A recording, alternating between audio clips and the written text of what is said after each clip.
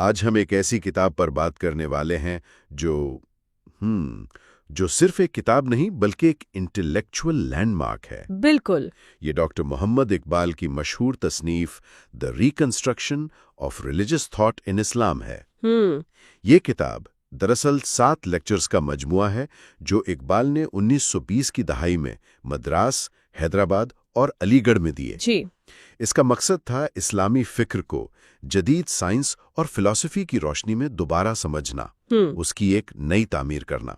ہم آج اس کے پہلے لیکچر سے شروع کر رہے ہیں جس کا عنوان ہے نالج اینڈ ریلیجس ایکسپیرینس۔ بالکل۔ تو آئیے اس گہرے فکری سفر کا آغاز کرتے ہیں۔ بالکل، اور اقبال اس سفر کا آغاز ان بنیادی سوالات سے کرتے ہیں جو انسان ہزاروں سال سے خود سے پوچھتا آ رہا ہے۔ اچھا، جیسے کہ یہ کائنات کیا ہے؟ کیا اس میں کوئی مستقل حقیقت بھی ہے یا سب کچھ بدل رہا ہے؟ اس وسیع کائنات میں ہم یعنی انسان کہاں کھڑے ہیں؟ ہمارا اس سے رشتہ کیا ہے؟ اقبال کہتے ہیں کہ یہ سوالات صرف مذہب کے نہیں ہیں، یہی سوالات فلسفہ بھی پوچھتا ہے اور شاعری بھی۔ تینوں ایک ہی منزل کے مسافر ہیں، بس راستے الگ الگ ہیں۔ اچھا، تو ان کے راستوں میں فرق کیا ہے؟ شاعری، فلسفہ اور مذہب، یہ تینوں ایک ہی سوال کا جواب الگ الگ کیسے دیتے ہیں؟ فرق اپروچ کا ہے۔ شاعری کا جواب بہت ذاتی، بہت پرسنل اور مبہم سا ہوتا ہے۔ وہ ایک احساس تو دے سکتی ہے لیکن ایک واضح نظریہ نہیں۔ صحیح۔ فلسفہ اس کے برعکس خالصتاً عقلی اور منطقی ہوتا ہے۔ وہ ہر چیز کو شک کی نگاہ سے دیکھتا ہے، جبکہ مذہب ان دونوں کے درمیانے راستہ اپناتا ہے۔ اوکے۔ وہ شاعری کی طرح صرف ایک ذاتی احساس نہیں بلکہ ایک اجتماعی حقیقت کا دعویٰ کرتا ہے، اور فلسفے کے برعکس وہ کہتا ہے کہ حقیقت کو صرف سوچا نہیں بلکہ براہ راست محسوس بھی کیا جا سکتا ہے، اس کا تجربہ کیا جا سکتا ہے۔ یہیں پر تو اصل کشمکش شروع ہوتی ہے۔ فلسفے کی بنیاد ہی آزادانہ تحقیق پر ہے، وہ ہر اتھارٹی کو چیلنج کرتا ہے۔ بالکل۔ دوسری طرف مذہب کا ستون ایمان ہے۔ ایک کا ہتھیار شک ہے، دوسرے کا یقین۔ تو کیا یہ دو متضاد چیزیں اکٹھی ہو سکتی ہیں؟ یہی اس پورے لیکچر کا مرکزی نقطہ ہے۔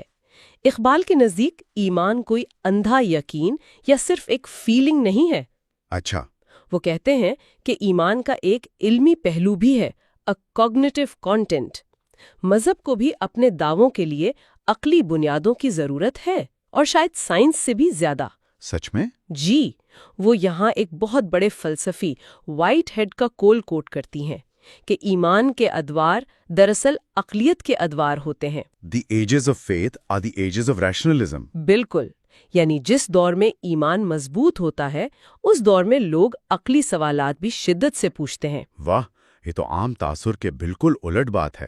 ہم تو سمجھتے ہیں کہ جہاں ایمان ہوتا ہے وہاں عقل کی ضرورت نہیں رہتی۔ تو پھر اقبال فکر یعنی تھاٹ اور وجدان یعنی انٹیوشن یا مسٹک ایکسپیرینس، ان میں کیا تعلق دیکھتے ہیں؟ ان کے نزدیک یہ دونوں ایک دوسرے کی ضد نہیں بلکہ ایک ہی حقیقت کو جاننے کے دو پہلو ہیں۔ اچھا۔ وہ کہتی ہیں کہ فکر یا عقل حقیقت کو ٹکڑوں میں انالیسس کر کے سمجھتی ہے، جیسے ایک سائنسداں پھول کو سمجھنے کے لیے اس کی پتیوں، اس کے رنگ اور اس کی خوشبو کا الگ الگ تجزیہ کرتا ہے۔ ٹھیک ہے۔ جبکہ وجدان یا انٹیوشن اس پھول کو ایک مکمل وحدت، سنگل ہول کے طور پر محسوس کرتا ہے۔ عقل وقت کے تسلسل میں چیزوں کو دیکھتی ہے، جبکہ وجدان اسے ابدیت کے آئینے میں دیکھتا ہے۔ اقبال کے لیے یہ دونوں ایک دوسرے کو مکمل کرتے ہیں، ایک کے بغیر دوسرا ادھورا ہے۔ اچھا، اگر اسلامی فکر میں عقل اتنی ہی اہم ہے تو اس روایت کا آغاز کہاں سے ہوتا ہے؟ اقبال اس کی جڑیں خود پیغمبر اسلام صلی اللہ علیہ وسلم کی ایک دعا میں تلاش کرتے ہیں۔ وہ دعا تھی، اے خدا مجھے اشیاء کی اصل حقیقت کا علم عطا فرما۔ یہ دعائیں دراصل اسلامی سائنس اور فلسفے کا سٹارٹنگ پوائنٹ ہے۔ یہ کائنات کو جاننے کی ایک گہری پیاس کا اظہار ہے۔ صحیح۔ لیکن اقبال ایک بہت اہم نقطہ اٹھاتے ہیں۔ وہ کہتے ہیں کہ بعد کے دور میں مسلم مفکروں پر یونانی فلسفے، خاص طور پر افلاطون اور ارسطو کا اتنا گہرا اثر ہوا کہ وہ قرآن کی اپنی روح کو سمجھنے سے قاصر رہے۔ یہ تو بہت بڑی بات ہے۔ مطلب آپ کہہ رہی ہیں کہ صدیوں تک مسلم فلسفی ایک طرح سے غلط اوزار استعمال کرتے رہے۔ بالکل۔ وہ قرآن کی روح کو یونانی فلسفے کی اینک سے دیکھنے کی کوشش کر رہے تھے، اور اسی وجہ سے اصل پیغام کہیں کھو گیا۔ بالکل یہی بات ہے۔ بنیادی فرق رویے کا تھا۔ یونانی فلسفے، خاص طور پر افلاطون کے نزدیک، ہمارے حواس یعنی سینس پرسیپشن ہمیں دھوکہ دیتے ہیں۔ اچھا۔ جو کچھ ہم دیکھتے، سنتے یا چھوتے ہیں وہ اصل حقیقت نہیں بلکہ اس کا سایہ ہے۔ حقیقی علم صرف خالص عقل سے حاصل ہوتا ہے، جبکہ قرآن اس کے الٹ ہے۔ بالکل برعکس ہے۔ قرآن بار بار کہتا ہے کہ کائنات میں غور کرو، سنو، دیکھو۔ وہ تاریخ اور فطرت کو علم کا ذریعہ قرار دیتا ہے۔ اقبال کے الفاظ میں قرآن کی روح اینٹی کلاسیکل ہے۔ Anti classical? جی، اسے سمجھنے میں مسلم مفکرین کو 200 سال لگے۔ اس کے بعد ایک فکری بغاوت شروع ہوئی۔ تو اگر قرآن کا زور مشاہدے پر تھا اور یونانی فلسفہ اس کے برعکس تھا، تو مسلم مفکرین نے اس تضاد کو کیسے حل کیا؟ ظاہر ہے کوئی نہ کوئی تو اٹھا ہوگا جس نے کہا ہوگا کہ نہیں، ہم غلط سمت میں جا رہے ہیں۔ وہ کون تھا؟ وہ تھے امام غزالی۔ اقبال یہاں ایک زبردست موازنہ کرتے ہیں۔ وہ کہتے ہیں کہ غزالی نے مسلم دنیا کے لیے 11ویں صدی میں وہی کام کیا جو 18ویں صدی میں کانٹ نے یورپ کے لیے کیا۔ یعنی دونوں نے آ کر کہا، دوستو، عقل ایک بہترین گاڑی ہے لیکن یہ آپ کو ہر منزل تک نہیں پہنچا سکتی۔ ایک مقام آتا ہے جہاں اس کا پیٹرول ختم ہو جاتا ہے، اور وہاں سے آگے کا سفر آپ کو ایک مختلف ذریعے سے کرنا پڑتا ہے۔ یعنی دونوں نے اپنے دور کی خالص عقلیت پسندی کی حدود واضح کی اور مذہب کے لیے ایک الگ آزادانہ جگہ بنائی جو صرف عقل پر منحصر نہ ہو۔ لیکن میں نے سنا ہے کہ اقبال امام غزالی پر تنقید بھی کرتے ہیں۔ اگر غزالی نے اتنا بڑا کام کیا تو پھر تنقید کیسی؟ تنقید اس بات پر ہے کہ غزالی نے اس مسئلے کو حل کرتے ہوئے فکر اور وجدان کو ایک دوسرے سے بالکل الگ کر دیا۔ اچھا۔ وہ اس نتیجے پر پہنچے کہ چونکہ عقل محدود ہے، یہ لامحدود حقیقت تک نہیں پہنچ سکتی، اس لیے حقیقت کو جاننے کا واحد قابل اعتبار ذریعہ صوفیانہ تجربہ یا مسٹک ایکسپیرینس ہے۔ اقبال کہتے ہیں کہ اس طرح غزالی نے عقل کو اس کے اصل مقام سے گرا دیا۔ وہ فکر کی نوعیت کو صحیح طور پر نہیں سمجھ پائے۔ تو اقبال کے نزدیک فکر کی اصل نوعیت کیا ہے؟ وہ غزالی اور کانٹ سے اختلاف کیوں کرتے ہیں؟ اقبال کے نزدیک فکر سٹیٹک یا جامد نہیں بلکہ ڈائنامک اور متحرک ہے۔ وہ ایک بیج کی مثال دیتے ہیں۔ بیج کی؟ جی، ایک بیج بظاہر ایک چھوٹی سی چیز ہے لیکن اس کے اندر پورے درخت کی وحدت چھپی ہوتی ہے۔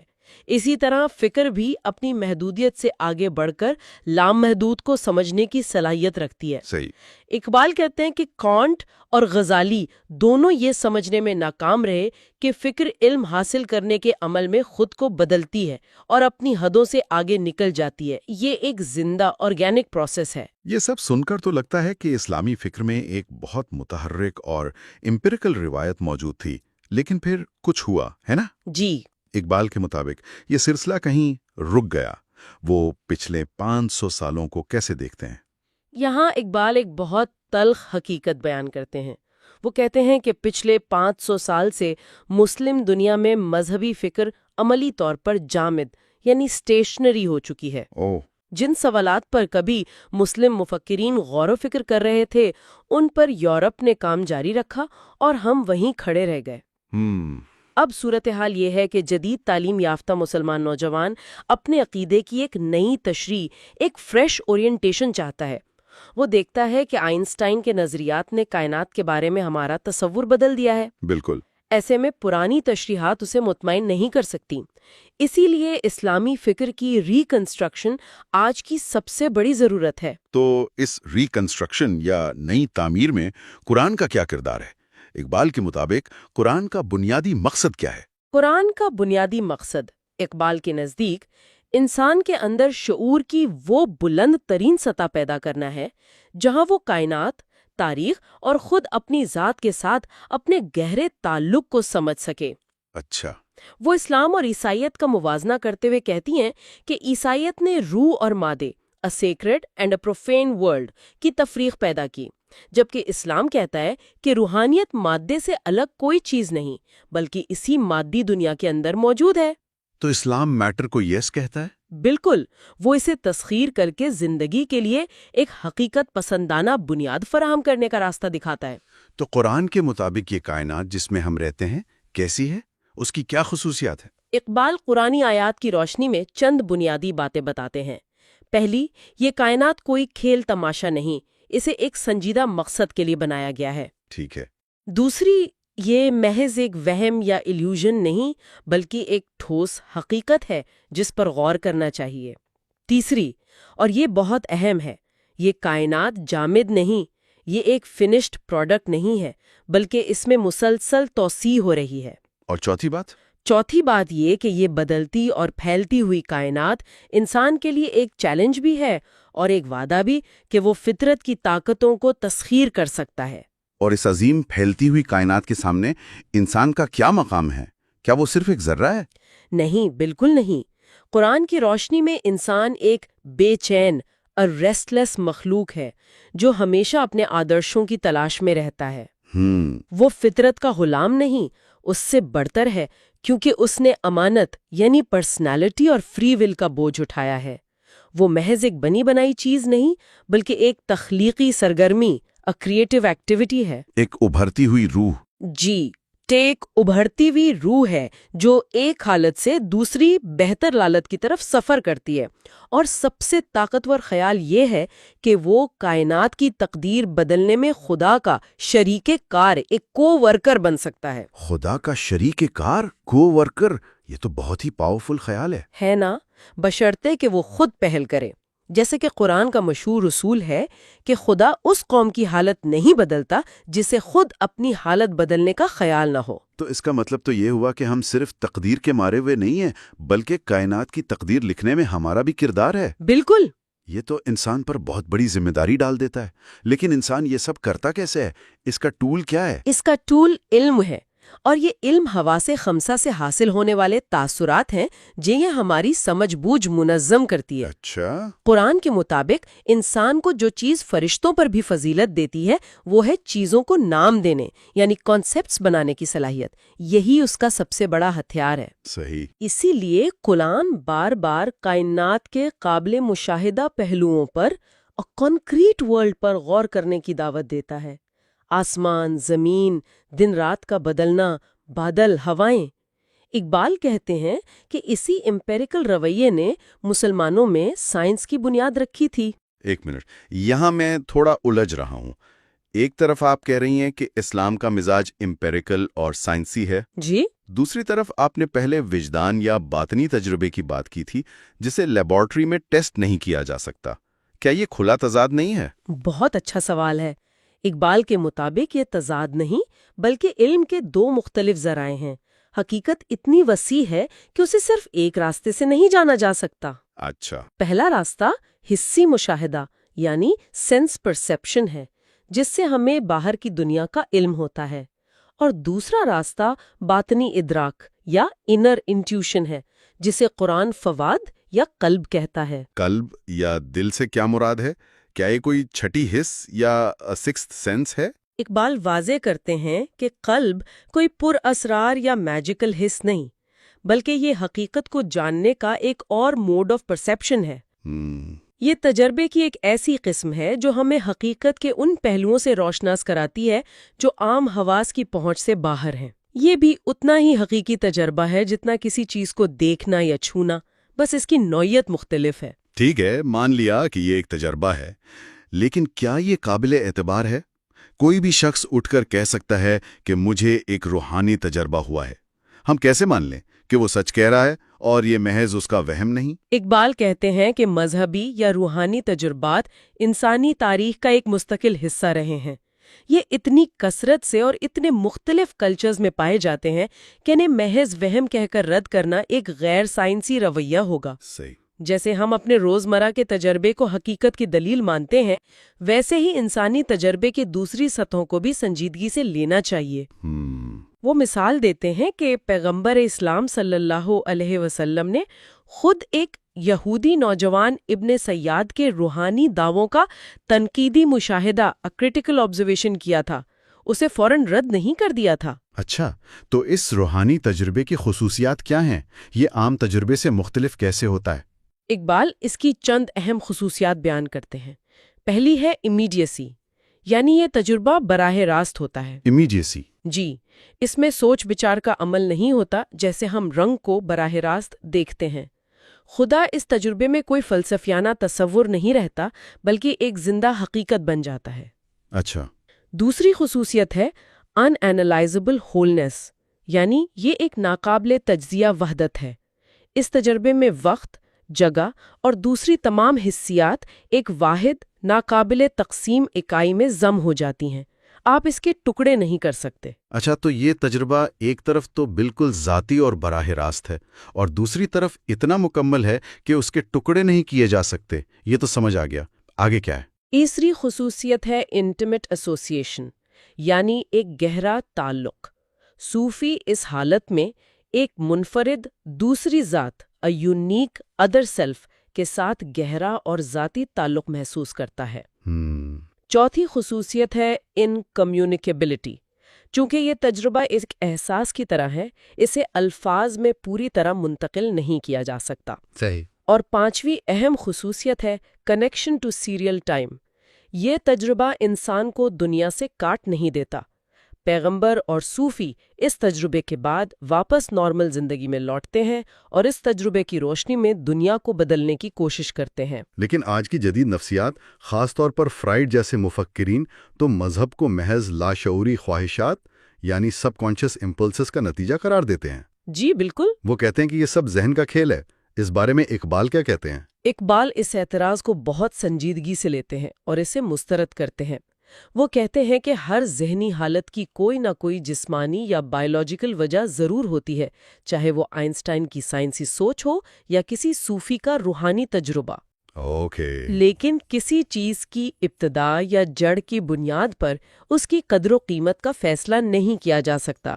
وہ یہاں امریکی فلسفی ولیم جیمز کا مشہور قول نقل کرتی ہیں، "By their fruits ye shall know them, not by their roots."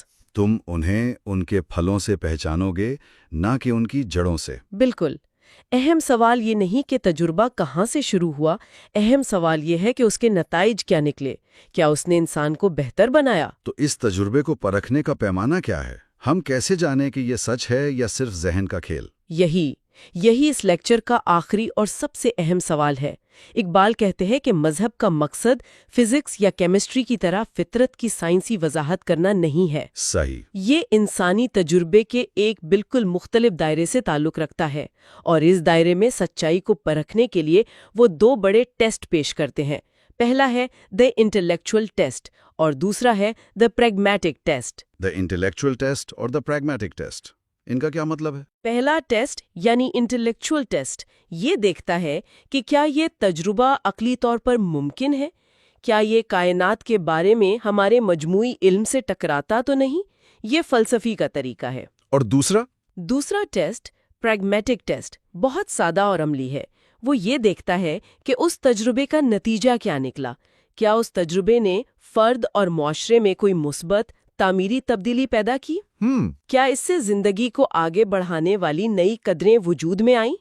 Iqbal کہتے ہیں کہ یہ پیغمبر کا طریقہ ہے، اور آنے والے لیکچرز میں وہ انہی ٹیسٹ کو مذہبی تجربے پر لاگو کر کے دکھائیں گے۔ اقبال کے دوسرے lecture the philosophical test of the revelations of religious experience کے، یہاں اقبال مذہب اور فلسفے کے پرانے سوالات کو ایک بالکل نئے زاویے سے دیکھ رہے ہیں۔ جی، اور وہ اپنی بات خدا کے وجود کے لیے جو روایتی فلسفیانہ دلائل دیے جاتے ہیں وہاں سے شروع کرتے ہیں۔ اور وہ صرف ان کو رد نہیں کرتے بلکہ نہیں، بالکل نہیں، وہ یہ بھی بتاتے ہیں کہ وہ ناکام کیوں ہوئے۔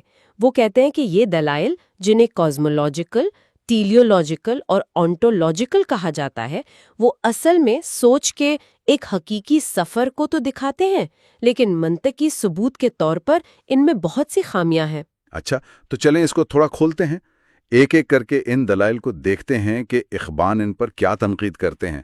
سب سے پہلے کازمولوجیکل آرگیومنٹ، یہ کیا ہے؟ یہ دلیل کائنات کو ایک محدود نتیجے یا فائنائٹ ایفیکٹ کے طور پر دیکھتی ہے۔ کاز اینڈ ایفیکٹ کی چین والی بات ہے نا؟ بالکل، اور اس چین کے ذریعے وہ ایک ایسے فرسٹ کاز تک پہنچتی ہے جس کی خود کوئی وجہ نہیں۔ ٹھیک۔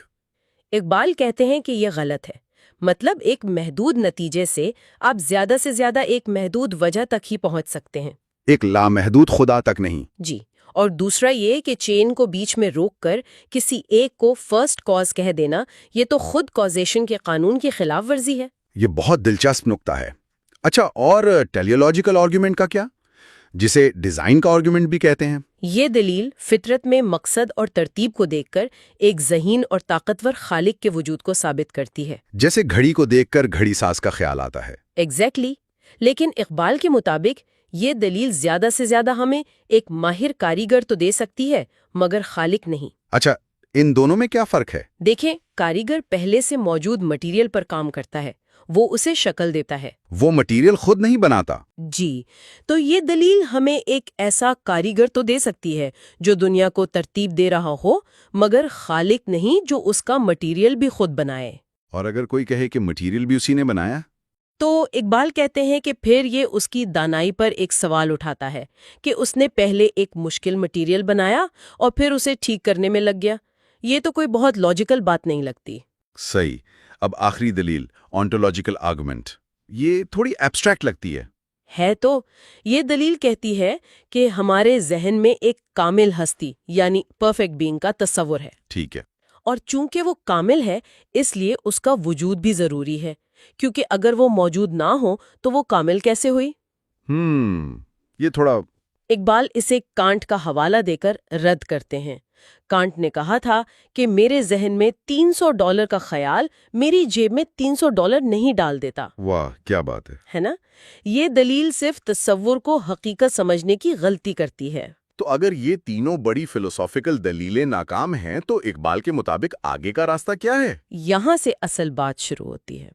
اقبال کہتے ہیں کہ ان دلائل کی ناکامی کی وجہ یہ ہے کہ وہ سوچ یعنی تھاٹ کو ایک ایسی بیرونی چیز سمجھتے ہیں جو چیزوں پر باہر سے کام کرتی ہے۔ اچھا، اقبال ایک نیا راستہ تجویز کرتے ہیں، سوچ کو چیزوں کے وجود کا اندرونی اور لازمی حصہ سمجھا جائے۔ اندرونی حصہ؟ جی، اور اس کو سمجھنے کے لیے ہمیں ایکسپیرینس یعنی تجربے کا گہرائی سے جائزہ لینا ہوگا، جس کے وہ 3 لیولز بتاتے ہیں: مادہ یعنی میٹر، پھر زندگی لائف، اور تیسرا شعور یعنی مائنڈ اینڈ کانشسنس۔ یہاں سے بات واقعی بہت دلچسپ ہو رہی ہے۔ تو سب سے پہلے مادہ کو لیتے ہیں۔ جدید فزکس نے مادے کے بارے میں ہمارے تصور کو کیسے بدلا ہے؟ اقبال بتاتے ہیں کہ پرانی فزکس مادے کو ایک ٹھوس جامد حقیقت سمجھتی تھی، ایک اینٹ کی جو طرح، بس اپنی جگہ پڑی ہے۔ بالکل۔ لیکن وائٹ ہیڈ اور آئنسٹائن جیسے سائنسدانوں نے یہ تصور بدل دیا۔ آئنسٹائن کی تھیوری آف ریلیٹیوٹی نے ثابت کیا کہ مادہ کوئی مستقل شے نہیں بلکہ انٹر ریلیٹڈ ایونٹس کا ایک نظام ہے۔ ایونٹس؟ چیزیں نہیں؟ جی، ایونٹس یعنی فطرت ایک جامد حقیقت نہیں بلکہ ایک کنٹینیوس کریٹو فلو ہے، ایک مسلسل تخلیقی بہاؤ۔ تو اس کا مطلب یہ ہوا کہ اسپیس اور ٹائم کے بارے میں بھی ہمارا نظریہ بدل جاتا ہے؟ یقیناً۔ آئنسٹائن کے مطابق اسپیس کوئی خالی ڈبہ نہیں جس میں چیزیں رکھی ہیں، بلکہ یہ میٹر پر منحصر ہے۔ جی۔ لیکن اقبال آئنسٹائن کے نظریے میں ایک مسئلہ دیکھتے ہیں، وہ یہ کہ آئنسٹائن کا نظریہ وقت کو اسپیس کی چوتھی ڈائمینشن بنا دیتا ہے، جس سے لگتا ہے کہ مستقبل بھی ماضی کی طرح پہلے سے طے شدہ ہے۔ بالکل۔ اور یہ اقبال کے آزاد تخلیقی حرکت کے تصور سے ٹکراتا ہے۔ اچھا، تو مادے کے بعد بات آتی ہے زندگی یعنی لائف کی۔ کیا زندگی کو بھی فزکس اور کیمسٹری کے قوانین سے سمجھا جا سکتا ہے؟ اقبال کے مطابق نہیں۔ وہ بایولوجسٹ J.S. ہیلڈین کا حوالہ دیتے ہوئے کہتی ہیں کہ ایک زندہ جسم خود کو بناتا بھی ہے اور اپنی نسل بھی پیدا کرتا ہے۔ یہ کوئی مشین نہیں کر سکتے؟ کبھی نہیں۔ میکانزم آف ریپروڈکشن کا خیال ہی سیلف کانٹراڈکٹری ہے۔ زندگی ایک منفرد چیز ہے جس کا ایک کریئر ہوتا ہے اور اسے صرف میکینیکل اصولوں سے نہیں سمجھا جا سکتا۔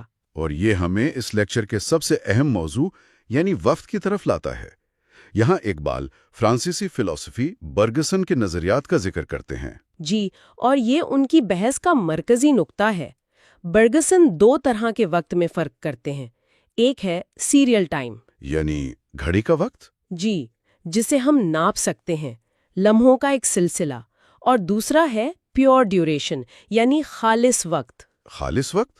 یہ کیا ہے؟ یہ ایک آرگینک ہول ہے، ایک نامیاتی وحدت جہاں ماضی حال میں زندہ رہتا ہے، اس میں جذب ہو جاتا ہے۔ اچھا، سے کوئی میوزک سنتے ہوئے ہم اسے ایک بہاؤ میں محسوس کرتے ہیں، ٹکڑوں میں نہیں۔ بہترین مثال ہے۔ تو اس سب کا کیا مطلب نکلتا ہے؟ اس سے تقدیر یا تقدیر کا تصور کیسے بدلتا ہے؟ یہی تو انقلابی بات ہے۔ اقبال تقدیر کی نئی تعریف کرتے ہیں۔ ان کے نزدیک تقدیر کوئی پہلے سے لکھی ہوئی قسمت نہیں ہے۔ تو پھر کیا ہے؟ وہ کہتے ہیں کہ تقدیر کسی شے کے امکانات ظاہر ہونے سے پہلے کا وقت ہے۔ امکانات یعنی پاسبلٹیز؟ جی، کسی شے کی اندرونی صلاحیت، اس کی ریئلائزبل پاسبلٹیز۔ یہ جبر نہیں بلکہ تخلیقی آزادی کا نام ہے۔ واہ، یہ تو تقدیر کے پورے کانسیپٹ کو ہی بدل دیتا ہے۔ تو کیا یہ کائنات بے مقصد ہے؟ یہ جو مسلسل تخلیقی بہاؤ ہے، کیا یہ اندھا ہے؟ یہاں ایک بہت دلچسپ موڑ آتا ہے۔ اقبال برگسون سے اختلاف کرتے ہیں۔ اچھا، برگسون کے نزدیک یہ تخلیقی بہاؤ اندھا ہے، اس کا کوئی مقصد نہیں، لیکن اقبال کہتے ہیں کہ نہیں، شعور کا ایک فارورڈ لکنگ ایسپیکٹ بھی ہوتا ہے۔ مطلب ہم مستقبل کی طرف دیکھتے ہیں۔ بالکل۔ ہماری زندگی کا ہر عمل کسی نہ کسی مقصد کے تحت ہوتا ہے، اس لیے کائنات کا عمل بھی بامقصد ہے۔ لیکن اس کا مقصد کوئی پہلے سے طے شدہ منزل نہیں۔ نہیں، بالکل نہیں، بلکہ یہ عمل کے بحران ہی نئے مقاصد اور اقدار کو جنم دیتا ہے۔ یہ ایک بڑھتی ہوئی کائنات ہے، کوئی مکمل شدہ پروڈکٹ نہیں۔ بہت خوب۔ تو اس ساری بحث سے حتمی حقیقت یعنی الٹیمیٹ ریالٹی کی کیا تصویر سامنے آتی ہے؟ اقبال اس نتیجے پر پہنچتے ہیں کہ حتمی حقیقت ایک ریشنلی ڈائریکٹڈ کریٹو لائف ہے۔ یعنی ایک ایسی زندگی جہاں سوچ، حیات اور مقصد ایک دوسرے میں ضم ہیں۔ جی، اور اس اکائی کو صرف ایک سیلف یا ایگو کے طور پر ہی سمجھا جا سکتا ہے۔ ان کے الفاظ میں خالص وقت میں زندہ رہنے کا مطلب ہے ایک خودی ہونا۔ لیکن یہاں ایک اور سوال پیدا ہوتا ہے، اگر خدا کامل ہے تو اس میں تبدیلی کیسے ہو سکتی ہے؟ تبدیلی تو نامکمل ہونے کی نشانی سمجھی جاتی ہے۔ یہ ایک بہت گہرا سوال ہے اور اقبال اس کا جواب دیتے ہیں۔ وہ کہتے ہیں کہ خدا کی تبدیلی ہماری طرح نامکمل سے کمال کی طرف سفر نہیں ہے۔ تو پھر یہ کیسی تبدیلی ہے؟ یہ کنٹینیوس کریشن اور سیلف ریولیشن کا عمل ہے، یعنی مسلسل تخلیق اور اپنی ذات کا اظہار۔ یہ اس کی لامحدود تخلیقی قوت کی علامت ہے، نہ کہ کسی نقص کی۔ جیسا کہ قرآن کہتا ہے کہ ہر روز وہ نئی شان میں ہے۔ بالکل وہی۔ اس کی کاملیت اس کے ٹھہراؤ میں نہیں بلکہ اس کی لامحدود تخلیقی سرگرمی میں ہے۔ آخر میں اقبال فلسفہ اور مذہب کے درمیان ایک اہم فرق بیان کرتے ہیں۔ وہ کہتے ہیں کہ فلسفہ ہمیں حقیقت کا ایک عقلی تصور دے سکتا ہے، لیکن مذہب اس حقیقت کے ساتھ ایک قریبی ذاتی تعلق چاہتا ہے۔ اور اس تعلق کے لیے سوچ کو اپنے آپ سے بلند ہو کر اس رویے کو اپنانا پڑتا ہے جسے مذہب دعا کہتا ہے۔ جی، اور یہ ایک اہم سوال پیدا کرتا ہے۔ اگر فطرت کو سمجھنا، خدا کے کام کو جاننا ہے اور یہ بھی ایک عبادت ہے، تو پھر اس تخلیقی حقیقت سے گہری قربت حاصل کرنے میں دعا کا کیا کردار ہے؟ The reconstruction of religious thought in Islam کے تیسرے لیکچر کو ایکسپلور کر رہے ہیں۔ اس کا عنوان ہے خدا کا تصور اور دعا کا مفہوم، اور اقبال اس میں ایک بہت بڑا چیلنج لیتے ہیں۔ وہ خدا کے روایتی تصور کو ایک زندہ، متحرک اور تخلیقی ذات کے طور پر پیش کرنا چاہتے ہیں۔ بالکل، اور وہ شروع ہی ایک بنیادی نقطے سے کرتے ہیں۔ وہ کہتے ہیں کہ ہمارا جو مذہبی تجربہ ہے وہ بتاتا ہے کہ اس کائنات کے پیچھے کوئی اندھی قوت نہیں بلکہ ایک عقلی اور تخلیقی ارادہ ہے، ایک ول ہے، جسے وہ ایک الٹیمیٹ ایگو یا خودی مطلق کہتے ہیں۔ ایگو یعنی خودی؟ یہ لفظ تو عام طور پر انسان کے لیے استعمال ہوتا ہے، خدا کے لیے یہ لفظ استعمال کرنا یہ تو بہت بولڈ ہے۔ یہی تو اقبال کا کمال ہے۔ دیکھیں، وہ جان بوجھ کر یہ لفظ استعمال کرتے ہیں تاکہ خدا کو ایک شخصیت، ایک فرد کے طور پر پیش کیا جا سکے، نہ کہ کسی بے نام و نشان فلسفیانہ اصول کے طور پر۔ قرآن بھی تو خدا کو اللہ کہہ کر ایک نام دیتا ہے نا؟ اور سورۃ اخلاص میں اس کی انفرادیت پر زور دیتا ہے۔ وہ اللہ ایک ہے، لیکن فلسفے میں انڈیویجویلٹی یا انفرادیت کا تصور خود بڑا پیچیدہ ہے۔ جی، اور یہاں اقبال فرانسیسی فلسفی برگساں کا حوالہ دیتے ہیں۔ برگسا کہتا ہے کہ مکمل انفرادیت حاصل کرنا تقریباً ناممکن ہے، انسان میں بھی نہیں۔ اچھا، وہ کیوں؟ کیونکہ فرد بننے کی کوشش یعنی انڈیویجویشن اور اپنی نسل آگے بڑھانے کی خواہش یعنی ریپروڈکشن ان میں ہمیشہ ایک کشمکش رہتی ہے۔ ایک پرفیکٹ انڈیویجول یعنی خدا اس اندرونی تضاد سے بالکل پاک ہے، وہ خالصتاً ایک ہے۔ اچھا، اکثر مذاہب میں خدا کو ایک ڈیفیوز قسم کی ہر طرف پھیلی ہوئی طاقت سمجھا جاتا ہے، جیسے روشنی۔ جی، لیکن اقبال قرآن کی مشہور آیت اللہ آسمانوں اور زمین کا نور ہے کی تشریح بالکل مختلف انداز سے کرتے ہیں۔ جی، اور یہ بہت دلچسپ پوائنٹ ہے۔ اگر آپ صرف آیت کا پہلا حصہ پڑھیں تو ایسا ہی لگتا ہے کہ خدا ہر طرف پھیلا ہوا نور ہے، لیکن اقبال کہتے ہیں کہ آیت کو آگے پڑھیں۔ اس کے نور کی مثال ایسی ہے جیسے ایک تاک ہو جس میں چراغ رکھا ہو، اور وہ چراغ ایک شیشے کے قندیل میں ہو، اور وہ شیشہ گویا ایک چمکتا ہوا ستارہ ہے۔ واو، یعنی یہ مثال تو روشنی کو ایک جگہ ایک مرکز پر اکٹھا کر رہی ہے۔ بالکل، یہ ایک انڈیویجول کا تاثر دے رہی ہے، کسی بے شکل پھیلی ہوئی چیز کا نہیں۔ اور اقبال اسے جدید فزکس سے جوڑتے ہوئے کہتے ہیں کہ آئنسٹائن کے مطابق روشنی کی رفتار ایبسلیوٹ ہے، کوئی چیز اسے تیز سفر نہیں کر سکتی۔ تو نور کی مثال اس کی اومنی پریزنس یعنی ہر جگہ موجودگی کے بجائے اس کے ایبسلیوٹ ہونے کی طرف اشارہ ہے۔ ایگزیکٹلی۔ یہاں ایک منطقی سوال اٹھتا ہے، اگر خدا ایک فرد ہے، ایک ایگو ہے، تو کیا وہ محدود یا فائنائٹ نہیں ہو گیا؟ مطلب ایک لامحدود انفینٹ ہستی فرد کیسے ہو سکتی ہے؟ یہ تو ایک کانٹرڈکشن لگتا ہے۔ یہ بہت اہم سوال ہے، اور اس کا جواب یہ ہے کہ ہم لامحدود کا مطلب غلط سمجھتے ہیں۔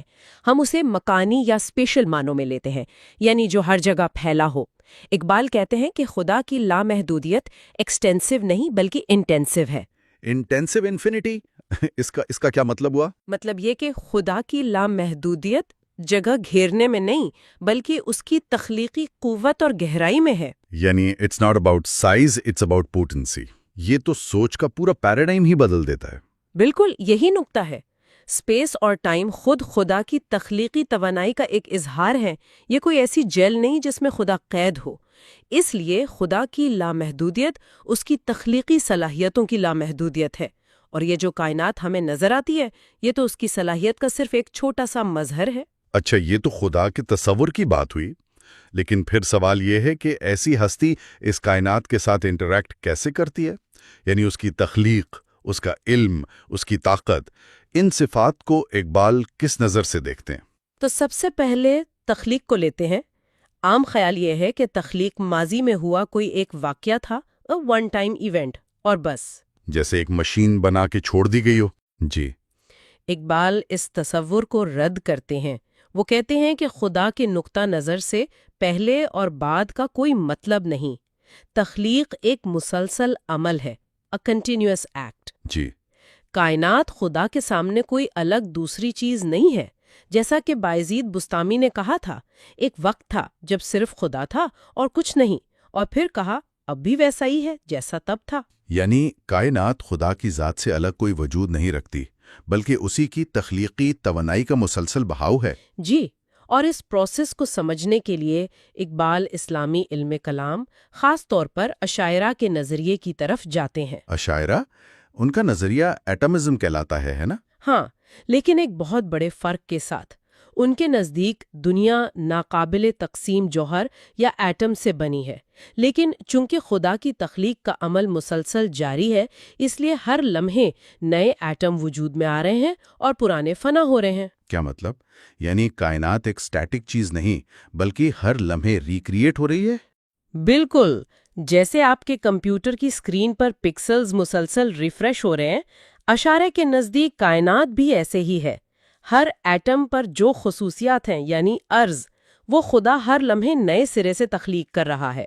یہ بہت دلچسپ ہے، لیکن اسے ایک مشکل پیدا ہوتی ہے۔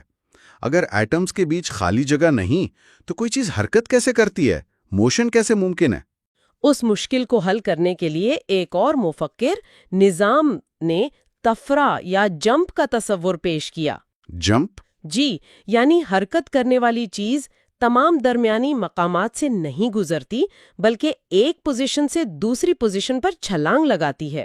یہ تو کمال کا نکتہ ہے، بالکل ویسے ہی جیسے فلم فریم بائی فریم چلتی ہے، اور یہ خیال 1000 سال پہلے پیش کیا گیا۔ حیرت انگیز طور پر ایسا ہی ہے۔ یہ آج کی کوانٹم فزکس جیسا لگتا ہے، جہاں الیکٹران بھی ایک آربٹ سے دوسرے میں جمپ کرتا ہے۔ صحیح۔ لیکن اقبال اشاعرہ کے نظریے میں ایک خامی کی نشاندہی کرتے ہیں۔ اشاعرہ کہتے تھے کہ روح یا نفس بھی محض ایک عرض ہے۔ اقبال کہتے ہیں کہ یہ ان کے اپنے نظریے کے خلاف ہے، کیونکہ اگر حرکت کے لیے وقت ضروری ہے اور وقت کا احساس نفسیاتی زندگی سے پیدا ہوتا ہے، تو پھر نفس یا روح تو مادے سے زیادہ بنیادی ہوئی۔ تو پھر اقبال اس پورے نظریے کو ریکنسٹرکٹ کیسے کرتے ہیں؟ ان کا اپنا ٹیک کیا ہے؟ اقبال اس اشعری ایٹمزم کو ایک روحانی کثرتیت یا اسپرچل پلورلزم میں بدل دیتے ہیں۔ ان کے مطابق حقیقت بنیادی طور پر روح ہے۔ الٹیمیٹ ایگو یعنی خدا کی ذات سے صرف ایگوز ہی نکلتے ہیں۔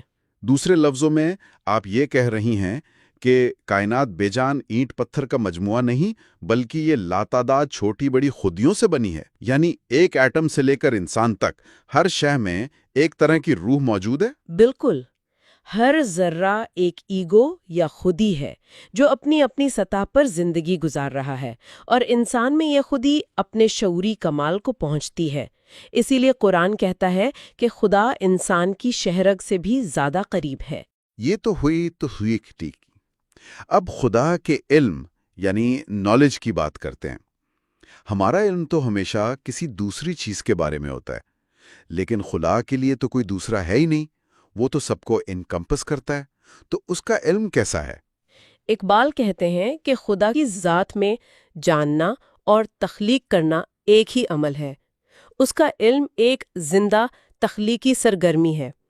ایک عام خیال یہ ہے کہ خدا کو ماضی، حال اور مستقبل سب کچھ ایک ہی لمحے میں معلوم ہے، لیکن یہ تصور کائنات کو ایک بند پری ڈیٹرمنٹ سسٹم بنا دیتا ہے جس میں کچھ نیا ہونے کی گنجائش نہیں رہتی۔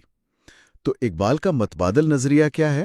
ان کے مطابق مستقبل خدا کے علم میں ایک کھلے امکان یا اوپن پاسبلٹی کے طور پر موجود ہے، نہ کہ ایک طے شدہ حقیقت کے طور پر۔ اس کی مثال ایک ڈرامہ نگار کی طرح ہے، جس کے ذہن میں اپنے کرداروں کے تمام ممکنہ راستے موجود ہوتے ہیں، لیکن کردار اپنی آزادی سے کون سا راستہ چنتے ہیں یہ وقت کے ساتھ ہی ظاہر ہوتا ہے۔ اور خدا کی قدرت کاملہ یعنی اومنیپوٹنس، اگر خدا نے آزاد ارادہ رکھنے والے انسان بنائے ہیں تو کیا یہ اس کی اپنی قدرت پر ایک لمیٹیشن نہیں؟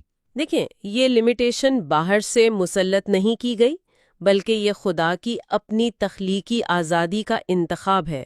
خدا نے خود یہ انتخاب کیا کہ وہ محدود ایگوز کو اپنی زندگی، طاقت اور آزادی میں شریک کرے۔ قرآن بھی خدا کی قدرت کو اس کی حکمت سے جوڑتا ہے۔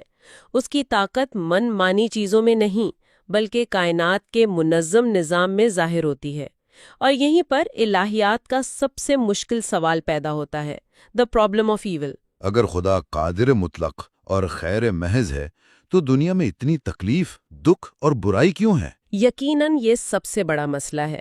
کچھ لوگ پر امید ہیں کہ سب کچھ ٹھیک ہے، جبکہ کچھ مایوس ہیں کہ دنیا دکھوں کا گھر ہے۔ اقبال کہتے ہیں کہ قرآن کا نقطہ نظر نہ تو آپٹیمزم ہے اور نہ پیسمزم، بلکہ یہ میلیورزم ہے۔ میلیورزم یعنی یہ ایک ایسی کائنات پر یقین رکھتا ہے جو مسلسل بہتر ہو رہی ہے، اور انسان بالآخر برائی پر قابو پا لے گا۔ اور اس مشکل کو سمجھنے کی چابی اقبال کہاں ڈھونڈتے ہیں؟ وہ کہتے ہیں اس کی کلید حبوط آدم یعنی فال آف مین کی قرآنی داستان کی نئی تشریح میں ہے۔ اقبال بتاتے ہیں کہ قرآن میں اس داستان کا ورژن بائبل سے بہت مختلف ہے۔ اس میں سانپ یا عورت کی پسلی جیسی کہانیاں نہیں ہیں، تاکہ اسے کسی مایوس کو نظریے سے پاک کیا جا سکے۔ تو پھر قرآن کے مطابق جنت سے نکلنے کا اصل مطلب کیا ہے؟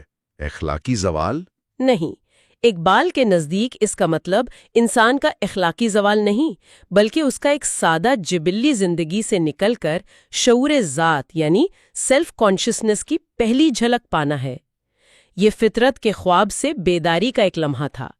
انسان کا پہلا گناہ اس کی آزاد مرضی کا پہلا عمل تھا، اور اسی لیے اسے فوراً معاف کر دیا گیا۔ کیونکہ نیکی زبردستی نہیں کروائی جا سکتی، اس کے لیے آزادی شرط ہے، اور آزادی میں اچھائی کے ساتھ ساتھ برائی کو منتخب کرنے کا خطرہ بھی شامل ہے۔ قرآن کہتا ہے کہ یہ امانت انسان نے اٹھائی جسے آسمانوں اور زمین نے اٹھانے سے انکار کر دیا تھا۔ اور حبوط آدم کے داستان کے آپ نے کہا 2 حصے ہیں، پہلا علم کی خواہش سے متعلق۔ جی، انسان جلد بازی میں علم کا شارٹ کٹ چاہتا ہے۔ اسے ایک مشکل ماحول میں بھیجنا سزا نہیں تھی، بلکہ اس کی فکری صلاحیتوں کو ٹرائل اینڈ ایرر کے ذریعے پروان چڑھانے کا ایک موقع تھا۔ اور دوسرا حصہ بقا کی خواہش سے متعلق ہے۔ جی، موت کے خوف سے زندگی اپنی نسل بڑھا کر ایک طرح کی اجتماعی لافانیت حاصل کرنا چاہتی ہے۔ اس سے ان گنت افراد وجود میں آتے ہیں اور ہر ایک اپنی بقا کے لیے کوشش کرتا ہے۔ اسی سے وہ کشمکش اور تکلیف پیدا ہوتی ہے جس سے قرآن تم ایک دوسرے کے دشمن بن کر اترو کہتا ہے۔ خودی کے ضمانت کو قبول کرنے کا مطلب اس کے ساتھ آنے والی تمام تکلیفوں کو بھی قبول کرنا ہے۔ تو اگر ہمیں یہ مشکل آزادی دی گئی ہے تو اس سفر میں ہمارے پاس کیا ٹولز ہیں؟ یہ ہمیں لیکچر کے دوسرے حصے کی طرف لاتا ہے، دعا کا مفہوم۔ اکثر لوگ دعا کو صرف حاجات کی ایک لسٹ سمجھتے ہیں، ہے نا؟ اقبال اسے کیسے دیکھتے ہیں؟ اقبال کے لیے دعا بالکل مختلف چیز ہے۔ یہ کوئی بھیک مانگنے کا عمل نہیں، بلکہ یہ ایک وائٹل ایکٹ ہے جس کے ذریعے انسان حقیقت کی گہرائیوں کو دریافت کرتا ہے۔ وہ کہتے ہیں کہ دعا کی نفسیاتی زندگی کے 3 مراحل ہوتے ہیں۔ 3 مراحل وہ کیا ہیں؟ پہلا مرحلہ سادہ ایمان کا ہے، یہ یقین کہ دعا سنی جائے گی۔ دوسرا مرحلہ عقلی تنقید کا ہے، جب انسان سوچتا ہے کہ کیا کائنات کے قوانین میرے مانگنے پر بدل سکتے ہیں۔ یہ شک کا مرحلہ ہے۔ جی، لیکن تیسرا اور سب سے اہم مرحلہ وہ ہے جب انسان دعا کے گہرے، باطنی اور سبجیکٹو معنی کو دریافت کرتا ہے۔ اور وہ گہرا معنی کیا ہے؟ وہ یہ ہے کہ دعا دراصل ایک عمل انجذاب یعنی ایکٹ آف اسیمیلیشن ہے۔ یہ ایک ایسی کیفیت ہے جب محدود خودی یعنی انسان لامحدود خودی یعنی خدا کے ساتھ ایک تعلق محسوس کرتی ہے۔ اس کا اصل مقصد کائنات کے قوانین کو بدلنا نہیں، بلکہ اپنی ذات کے اندر چھپی ہوئی قوتوں کو بیدار کرنا اور اپنی شخصیت کو استوار کرنا ہے۔ یعنی دعا خدا کو بدلنے کے لیے نہیں بلکہ خود کو بدلنے کے لیے ہے۔ بہت خوب کہا آپ نے۔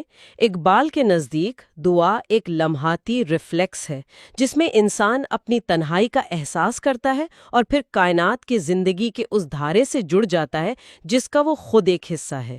اس کی مثال ایک پودے کی طرح ہے جو سورج کی طرف مڑتا ہے۔ وہ سورج سے روشنی مانگ نہیں رہا بلکہ خود کو اس طرح الائن کر رہا ہے کہ روشنی کو ایبزارب کر سکے۔ واہ، یہ انالوجی تو دعا کے پورے کانسیپٹ کو بدل دیتی ہے۔ اچھا، اجتماعی دعا جیسے نماز باجماعت، اس کے بارے میں اقبال کیا کہتے ہیں؟ روحانی جمہوریت ایک اسپریچول ڈیموکریسی کا احساس پیدا کرنا ہے جہاں تمام سماجی اور نسلی امتیازات ختم ہو جاتے ہیں۔ لیکن وہ یہ بھی کہتے ہیں کہ دعا کی اصل روح انفرادی تجربے میں ہے۔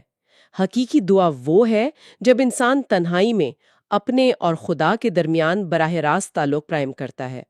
تو آخر میں اقبال کے نزدیک دعا کا الٹیمیٹ فنکشن کیا ہے؟ اس کا حتمی مقصد اپنی انفرادیت کا اثبات ہے، ایفرمیشن آف انڈیویجویلٹی۔ جب ایک شخص دعا کرتا ہے تو وہ کائنات کی بے پناہ وسعت کے سامنے یہ اعلان کرتا ہے کہ میں بھی ہوں۔ یہ اپنی ذات کی حقیقت اور اہمیت کا اعتراف ہے۔ یہ اس امانت کا شعوری احساس ہے جو اس نے اٹھائی ہے۔ شخصیت کی اس امانت کے ساتھ آنے والی تمام برائیوں اور مصیبتوں کے باوجود کیا ہمیں اسے قبول کرنا چاہیے یا رد کر دینا چاہیے؟ یہ وہ سوال ہے جہاں سوچ کی حدیں ختم ہوتی ہے اور اس یقین کا آغاز ہوتا ہے کہ بالآخر فتح اچھائی کی ہی ہوگی۔ جیسا کہ قرآن کہتا ہے، اللہ اپنے مقصد پر قادر ہے لیکن اکثر لوگ نہیں جانتے۔ علامہ اقبال کے چوتھے لیکچر پر بات کر رہے ہیں جس کا عنوان ہے The Human Ego, His Freedom and Immortality، یعنی انسانی خودی، اس کی آزادی اور لافانیت۔ جی، اس کی شروعات ہی ایک بڑے فنڈامنٹل پوائنٹ سے ہوتی ہے کہ قرآن انسان کی انفرادیت، اس کی انڈیویجوالٹی پر بہت زور دیتا ہے۔ بالکل، اور یہ کوئی معمولی بات نہیں ہے۔ اقبال کہتے ہیں کہ قرآن کے نزدیک ہر انسان ایک وحدت حیات ہے، ایک یونیک لائف یونٹ۔ اچھا، اسی لیے قرآن اس آئیڈیا کو مکمل طور پر ریجیکٹ کرتا ہے کہ کوئی کسی اور کے گناہوں کا بوجھ اٹھا سکتا ہے۔ آپ کے اعمال آپ کی ذمہ داری۔ No one can bear the burden of another۔ یہ اسلامی فکر کا کور پرنسپل ہے۔ اور اقبال اسی پرنسپل سے میرا خیال ہے 3 بڑی باتیں نکالتے ہیں جو قرآن کی روح کو ظاہر کرتی ہیں۔ جی، پہلی یہ کہ انسان خدا کا منتخب کردہ ہے، اے چوزن بینگ۔ دوسری یہ کہ اپنی تمام کمزوریوں کے باوجود انسان کو زمین پر خدا کا نائب یا ریپریزنٹیٹو بننے کی صلاحیت دی گئی ہے۔ اور تیسری جو شاید سب سے ریولیوشنری آئیڈیا ہے، وہ یہ کہ انسان ایک آزاد شخصیت کا امین ہے۔ یہ وہی امانت ہے جسے آسمانوں اور پہاڑوں نے اٹھانے سے انکار کر دیا تھا، مگر انسان نے اسے قبول کر لیا۔ یہ امانت دراصل فری ول ہے، اپنی چوائس خود کرنے کی صلاحیت۔ بالکل، یہی وہ امانت ہے۔ یہ تو بہت پاورفل آئیڈیا ہے، لیکن یہ حیرت کی بات ہے کہ اقبال کے مطابق مسلم تاریخ میں اس آزاد خودی یا یونٹی آف کانشسنس کے تصور پر زیادہ کام نہیں ہوا۔ ایسا کیوں؟ اس کی کئی تاریخی وجوہات ہیں۔ جو ہمارے متکلمین یا تھیولوجنز تھے، وہ روح کو ایک قسم کا لطیف مادہ سمجھتے تھے جو جسم کے ساتھ ہی فنا ہو جاتا ہے اور قیامت میں دوبارہ بنایا جائے گا۔ اچھا، جو مسلم فلاسفرز تھے، ان پر زیادہ تر یونانی سوچ کا اثر تھا۔ وہ روح کو افلاطون اور ارسطو کے نظریات سے سمجھنے کی کوشش کر رہے تھے۔ اور پھر جب اسلام پھیلا تو بہت سی ایسی قومیں دائرہ اسلام میں داخل ہوئیں جن کے کلچر میں روح اور جسم کو 2 الگ الگ متضاد چیزیں سمجھا جاتا تھا، ایک ڈیولسٹک ویو۔ تو پھر اس تصور کو زندہ کس نے رکھا؟ اقبال اس کے صحرا صوفیہ کے سر باندھ دیتے ہیں، خاص طور پر منصور حلاج کے۔ اچھا، صوفیہ نے اپنے باطنی تجربات سے اس میں کی وحدت کو سمجھنے کی کوشش کی، اور اسی کوشش کی انتہا تھی حلاج کا وہ مشہور نعرہ انا الحق۔ انا الحق یعنی میں ہی حق ہوں۔ اس جملے کو تو عام طور پر یہ سمجھا جاتا ہے کہ حلاج نے خدائی کا دعویٰ کیا کہ انسان خدا میں فنا ہو کر خود خدا بن جاتا ہے، ایک طرح کا پینتھیزم۔ جی، اور اقبال اسی مشہور تشریح کو چیلنج کرتے ہیں۔ وہ کہتے ہیں کہ یہ حلاج کے ساتھ ناانصافی ہے۔ حلاج کے جو اپنے لکھے ہوئے فریگمنٹس ملے ہیں، ان سے صاف ظاہر ہے کہ وہ خدا کی برتری، اس کی ٹرانسینڈنس سے انکار نہیں کر رہے تھے۔ تو پھر انا الحق کا مطلب کیا ہے؟ یہاں اصل انسائٹ کیا ہے؟ اصل انسائٹ یہ ہے کہ انا الحق انسانی خودی کی حقیقت اور اس کے لافانی ہونے کا ایک جرأت مندانہ اعلان ہے۔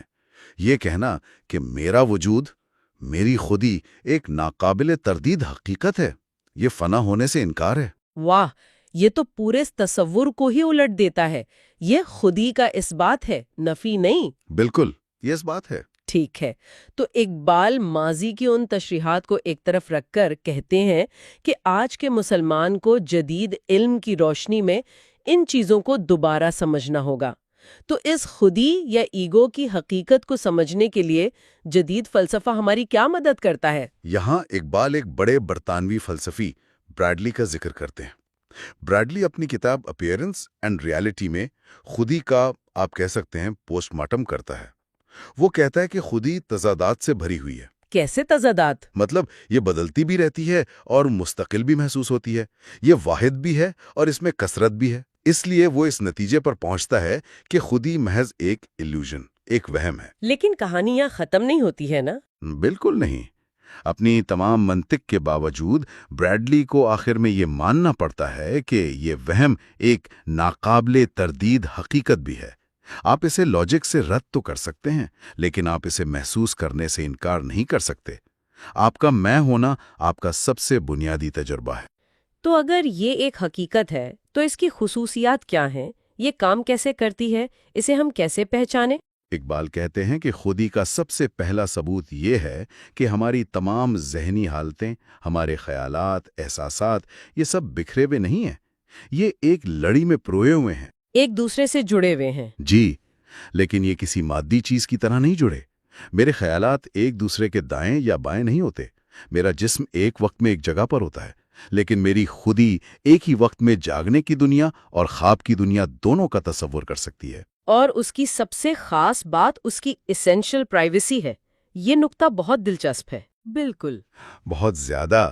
میرا درد صرف میرا ہے، میرا خوف صرف میرا ہے۔ کوئی ڈاکٹر میرے دانت کے درد کو سمجھ سکتا ہے، اس پر ہمدردی کر سکتا ہے، لیکن اسے میری طرح محسوس نہیں کر سکتا۔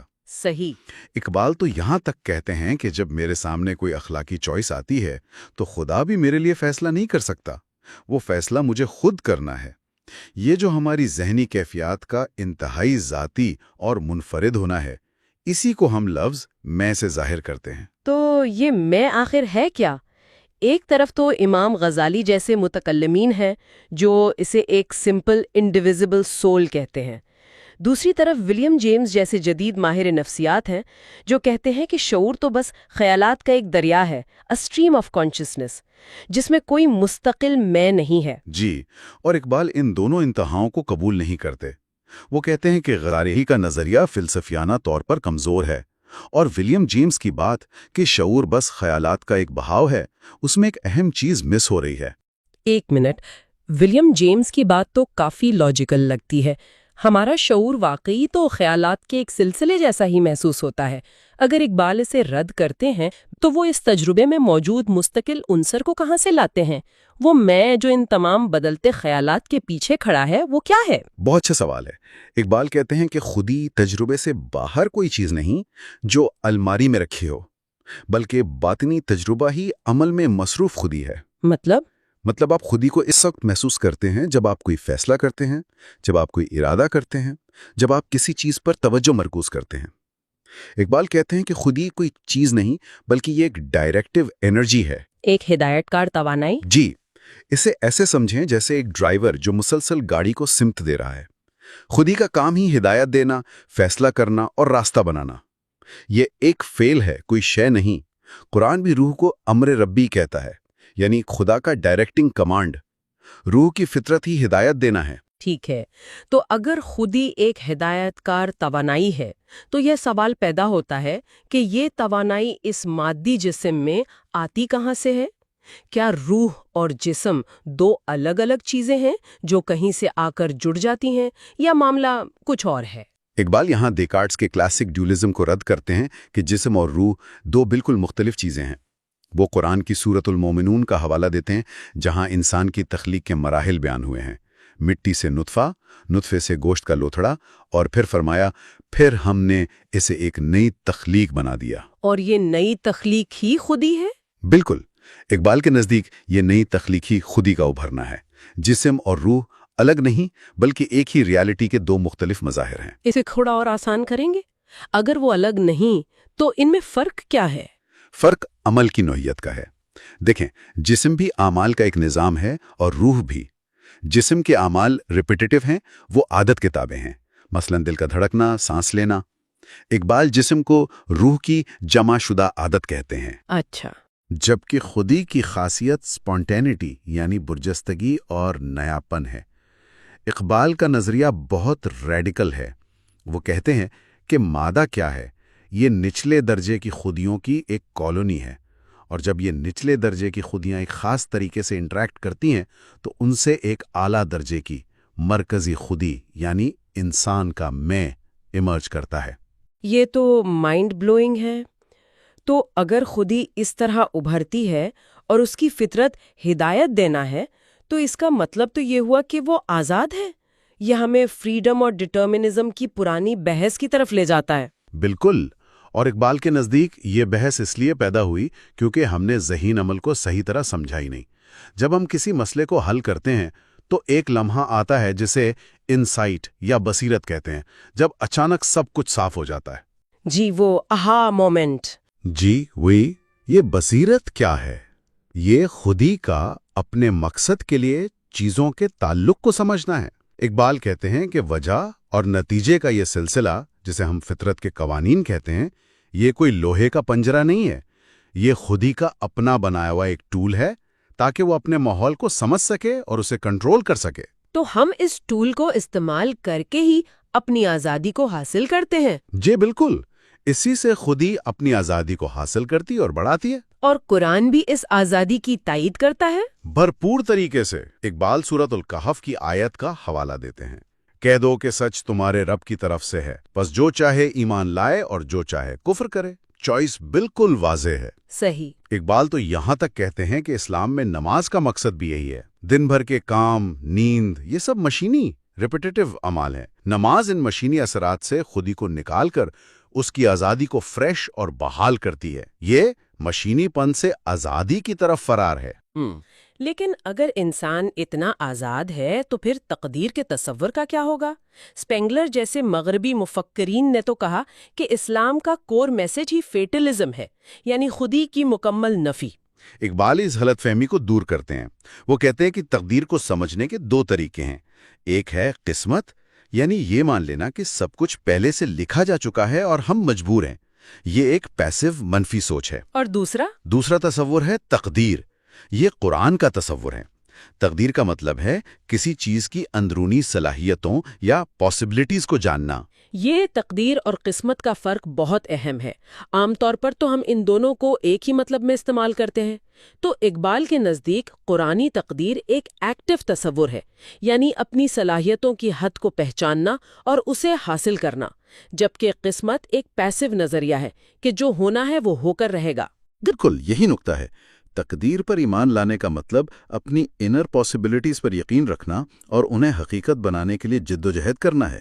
یہ ایک زندہ، پاورفل یقین ہے جو عظیم شخصیات میں پایا جاتا ہے۔ تو جب کوئی کہتا ہے ان الحق، تو یہ قسمت کے سامنے ہتھیار ڈالنا نہیں ہے؟ نہیں، بالکل نہیں۔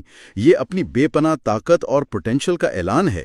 یہ خودی کی نفی نہیں، اس کا عروج ہے۔ تو پھر مسلمانوں میں یہ منفی قسم کی قسمت پرستی آئی کہاں سے؟ اقبال اس کی دو بڑی وجوہات بتاتے ہیں۔ ایک فلسفیانہ کہ خدا کو کائنات کی کازل کین کا آخری سرا سمجھا گیا، جس سے یہ تصور پیدا ہوا کہ ہر چیز پہلے سے طے ہے، اور دوسری وجہ سیاسی تھی۔ بنو امیہ کے حکمرانوں نے اپنے غلط کاموں کو خدا کی مرضی قرار دے کر عوام کو بے بس کرنے کے لیے اس تصور کو فروغ دیا۔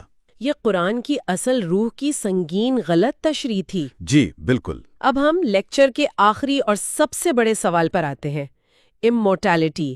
کیا یہ خودی، یہ میں ہمیشہ زندہ رہے گا؟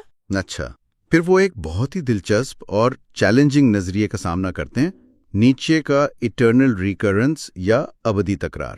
یہ نظریہ کیا کہتا ہے؟ یہ تو سننے میں ہی بہت ہیوی لگتا ہے۔ نظریہ یہ ہے کہ چونکہ کائنات میں توانائی فائنائٹ یعنی محدود ہے، لیکن وقت انفینٹ یعنی لامحدود ہے، اس لیے تاریخ خود کو ہو بہو دہرائے گی۔ ہر واقعہ، ہر لمحہ، ہر شخص پہلے بھی لاتعداد بار آ چکا ہے اور آئندہ بھی لاتعداد بار آئے گا۔ مطلب ہم یہ گفتگو پہلے بھی کر چکے ہیں اور آئندہ بھی کرتے رہیں گے؟ نظریے کے مطابق جی ہاں، بالکل اسی طرح۔ یہ تو ایک بہت ہی خوفناک قسم کی تقدیر پرستی ہے، قسمت سے بھی بدتر۔ اس میں تو آگے بڑھنے یا کچھ نیا کرنے کی کوئی گنجائش ہی نہیں، چھین لیتا ہے۔ اسے رد کرنے کے بعد اقبال واپس قرآن کی طرف آتے ہیں کہ وہ لافناہیت کے بارے میں کیا کہتا ہے۔ اور قرآن کا جواب کیا ہے؟ اقبال کے مطابق قرآن سے تین باتیں بالکل واضح ہیں۔ پہلی، خودی کی ایک ابتدا ہے، یہ ہمیشہ سے نہیں تھی۔ دوسری، مرنے کے بعد اس دنیا میں واپس لوٹنے کا کوئی امکان نہیں، نو سیکنڈ چانسز۔ اور تیسری، محدود ہونا، فائنائٹ ہونا کوئی بری بات نہیں ہے۔ انسان اپنی اسی منفرد انفرادیت کے ساتھ خدا کے سامنے پیش ہوگا۔ تو کیا خودی فنا نہیں ہوتی؟ امورٹیلٹی کو یقینی کیسے بنایا جائے؟ یہاں اقبال اپنا سب سے اہم نقطہ پیش کرتے ہیں۔ وہ کہتے ہیں immortality is not a birthright, it is to be earned۔ لافانیت ہمارا پیدائشی حق نہیں، اسے ذاتی کوشش اور عمل سے حاصل کرنا پڑتا ہے۔ جی، زندگی ایک موقع ہے اپنی خودی کو اتنا مضبوط اور مربوط بنانے کا کہ وہ موت کے جھٹکے کو برداشت کر سکے۔ موت خودی کی مضبوطی کا پہلا امتحان ہے۔ اور اس کی سب سے بڑی مثال معراج نبوی کا واقعہ ہے۔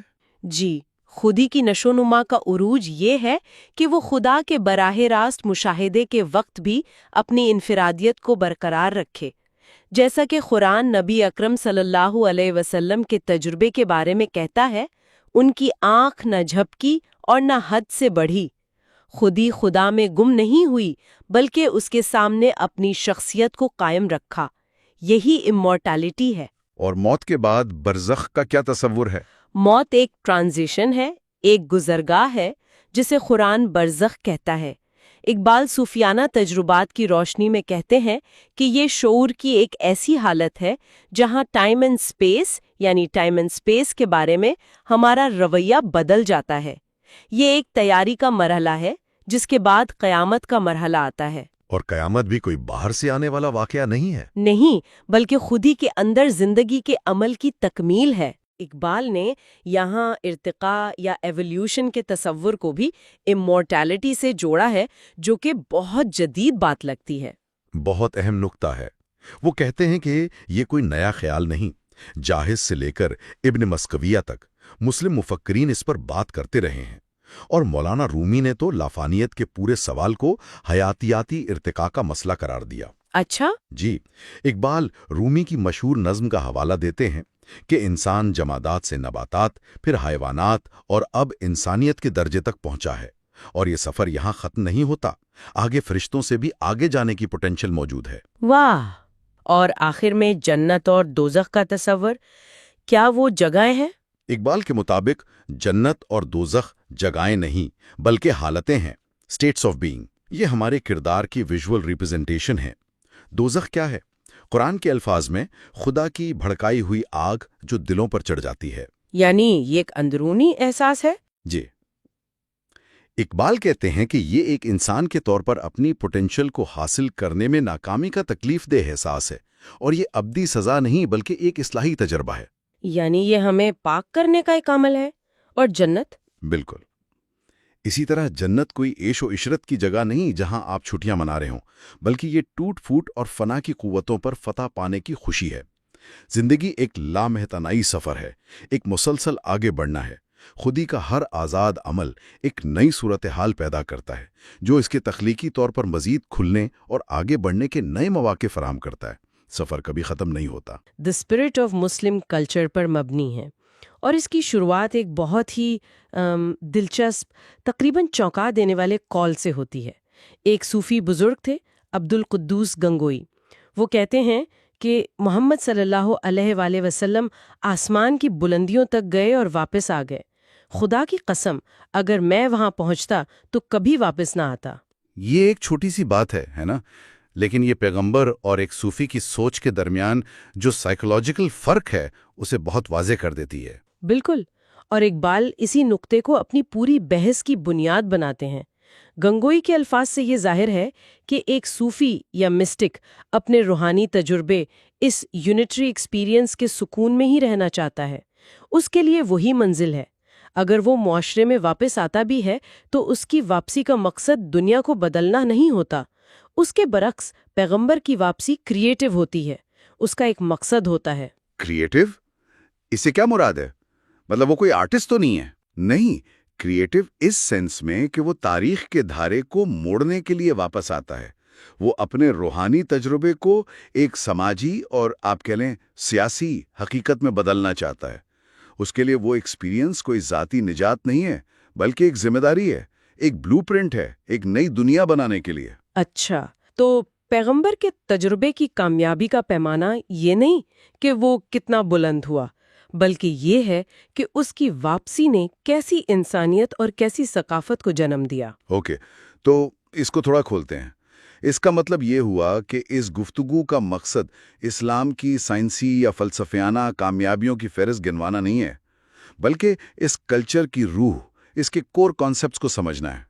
اور سورسز کے مطابق اس روح کو سمجھنے کی چابی اسلام کے ایک بنیادی عقیدے میں ہے، ختم نبوت، دا فائنلٹی آف پروفیٹہڈ۔ جی، یہیں سے ساری بحث شروع ہوتی ہے۔ بظاہر تو یہ ایک مذہبی عقیدہ لگتا ہے، لیکن اقبال اس کی گہری ثقافتی اہمیت کو سامنے لاتے ہیں۔ ٹھیک ہے، تو نبوت کا خاتمہ، یہ کانسیپٹ ثقافتی طور پر اتنا اہم کیوں بن جاتا ہے؟ یہ کیسے ایک پورے کلچر کو، روح کو ڈیفائن کر سکتا ہے؟ دیکھیں، اسے سمجھنے کے لیے پہلے یہ دیکھنا ہوگا کہ نبوت کا فنکشن کیا تھا۔ اقبال کے مطابق انسانیت کے ابتدائی دور میں، جسے وہ انسانیت کی کم سنی کہتے ہیں، انسان کی عقل ابھی پوری طرح ڈیولپ نہیں ہوئی تھی۔ اس دور میں انبیاء انسانوں کو زندگی گزارنے کے لیے بنے بنائے اصول اور فیصلے دیتے تھے، ایک طرح کی قدم قدم پر رہنمائی، یعنی اے گائیڈڈ چائلڈہڈ فار ہیومینٹی۔ بالکل۔ اور قرآن بھی کہتا ہے کہ وہی یا انسپریشن صرف انسانوں کا خاصہ نہیں ہے، یہ کائنات کی ایک یونیورسل پراپرٹی ہے۔ پودوں کا اگنا، جانوروں کا ماحول کے مطابق خود کو ڈھالنا، یہ سب اسی کی شکلیں ہیں۔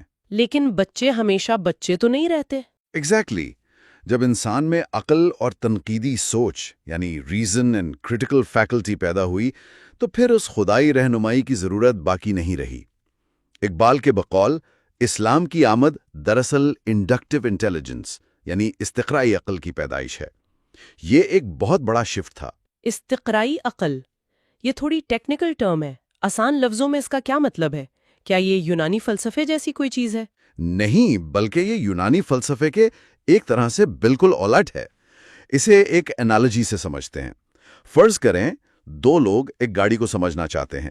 یونانی فلسفی کرسی پر بیٹھ کر صرف سوچ اور منطق کی بنیاد پر یہ نظریہ بنائے گا کہ گاڑی کیسے کام کرتی ہوگی، یعنی ٹاپ ڈاؤن اپروچ۔ جی، جبکہ استقرائی سوچ رکھنے والا شخص بونٹ کھولے گا، پرزوں کو دیکھے گا، انہیں چلتا ہوا آبزرو کرے گا اور اس مشاہدے کی بنیاد پر نتیجہ نکالے گا کہ گاڑی کیسے کام کرتی ہے۔ یعنی حقیقت سے تھیوری کی طرف آنا، نہ کہ تھیوری سے حقیقت کی طرف جانا۔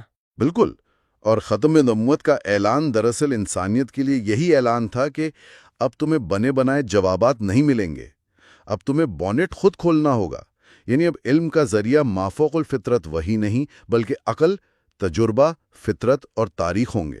اچھا، اور اسی ایک اعلان نے پریسٹہڈ یعنی پاپائیت اور موروثی بادشاہت کی جڑیں کاٹ دیں، کیونکہ اگر ہر انسان براہ راست فطرت اور تاریخ سے علم حاصل کر سکتا ہے تو اسے خدا اور اپنے درمیان کسی خاص طبقہ یا بادشاہ کی ضرورت نہیں رہتی۔ یہ فرد کی فکری اور روحانی آزادی کا اعلان تھا۔ یہ تو ایک بہت ریڈیکل سوشل اور انٹلیکچوئل ڈیکلریشن آف انڈیپینڈنس ہے کہ اب آنسرز خود ڈھونڈنے ہیں۔ تو اس فکری آزادی کے ساتھ علم کے نئے ذرائع کیا تھے؟ سورسز میں 3 چیزوں کا ذکر ہے: فطرت، تاریخ اور باطن۔ فطرت سے شروع کرتے ہیں۔ جی، قرآن بار بار انسان کو کائنات کی ٹھوس حقیقتوں پر غور کرنے کی دعوت دیتا ہے۔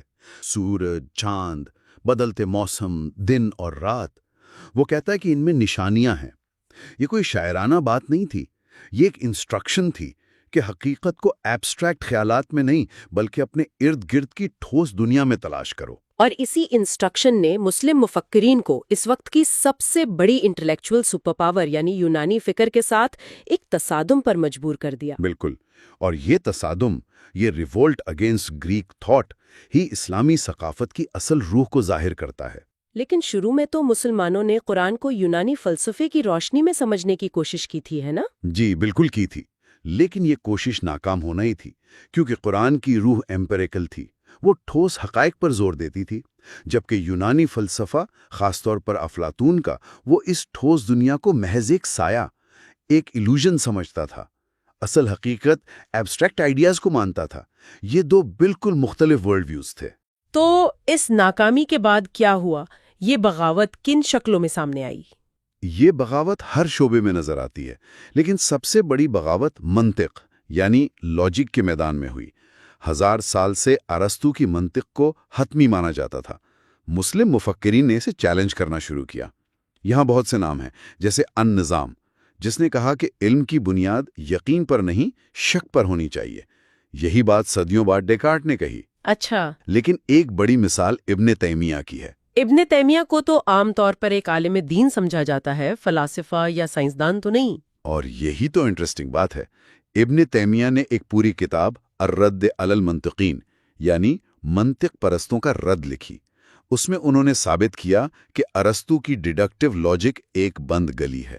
اصل علم صرف استقراء یعنی انڈکشن سے حاصل ہوتا ہے، یعنی مشاہدے اور تجربے سے۔ یہ سائنسی طریقہ کار کی بنیاد تھی۔ تو یہ جو عام تاثر ہے کہ سائنٹیفک میتھڈ یورپ میں راجر بیکن یا فرانسس بیکن نے شروع کیا، وہ ادھورا ہے؟ یہاں پر بات بہت دلچسپ ہو جاتی ہے۔ اقبال نے رابرٹ بریفالٹ کی کتاب دی میکنگ آف ہیومینٹی سے ایک طویل اقتباس دیا ہے۔ بریفالٹ ایک مغربی مورخ ہیں اور وہ صاف لفظوں میں لکھتے ہیں کہ سائنس عرب تہذیب کا جدید دنیا کو دیا گیا سب سے اہم تحفہ ہے۔ واہ! وہ کہتے ہیں کہ جسے ہم یورپ میں سائنس کہتے ہیں، یعنی تجربے، مشاہدہ اور پیمائش کی روح، وہ یورپی دنیا میں عربوں نے ہی متعارف کروائی تھی۔ خود راجر بیکن، جسے یورپ میں اس طریقے کا بانی مانا جاتا ہے، اس نے اپنی تعلیم اسپین کی مسلم یونیورسٹیوں میں حاصل کی تھی۔ یہ ایک بہت بڑا دعویٰ ہے، یعنی جدید دنیا کی بنیاد ہی اس فکری بغاوت میں ہے جو مسلم مفکرین نے یونانیوں کے خلاف کی تھی۔ اقبال کے مطابق یہی اسلامی ثقافت کی ڈیفائننگ اسپرٹ ہے۔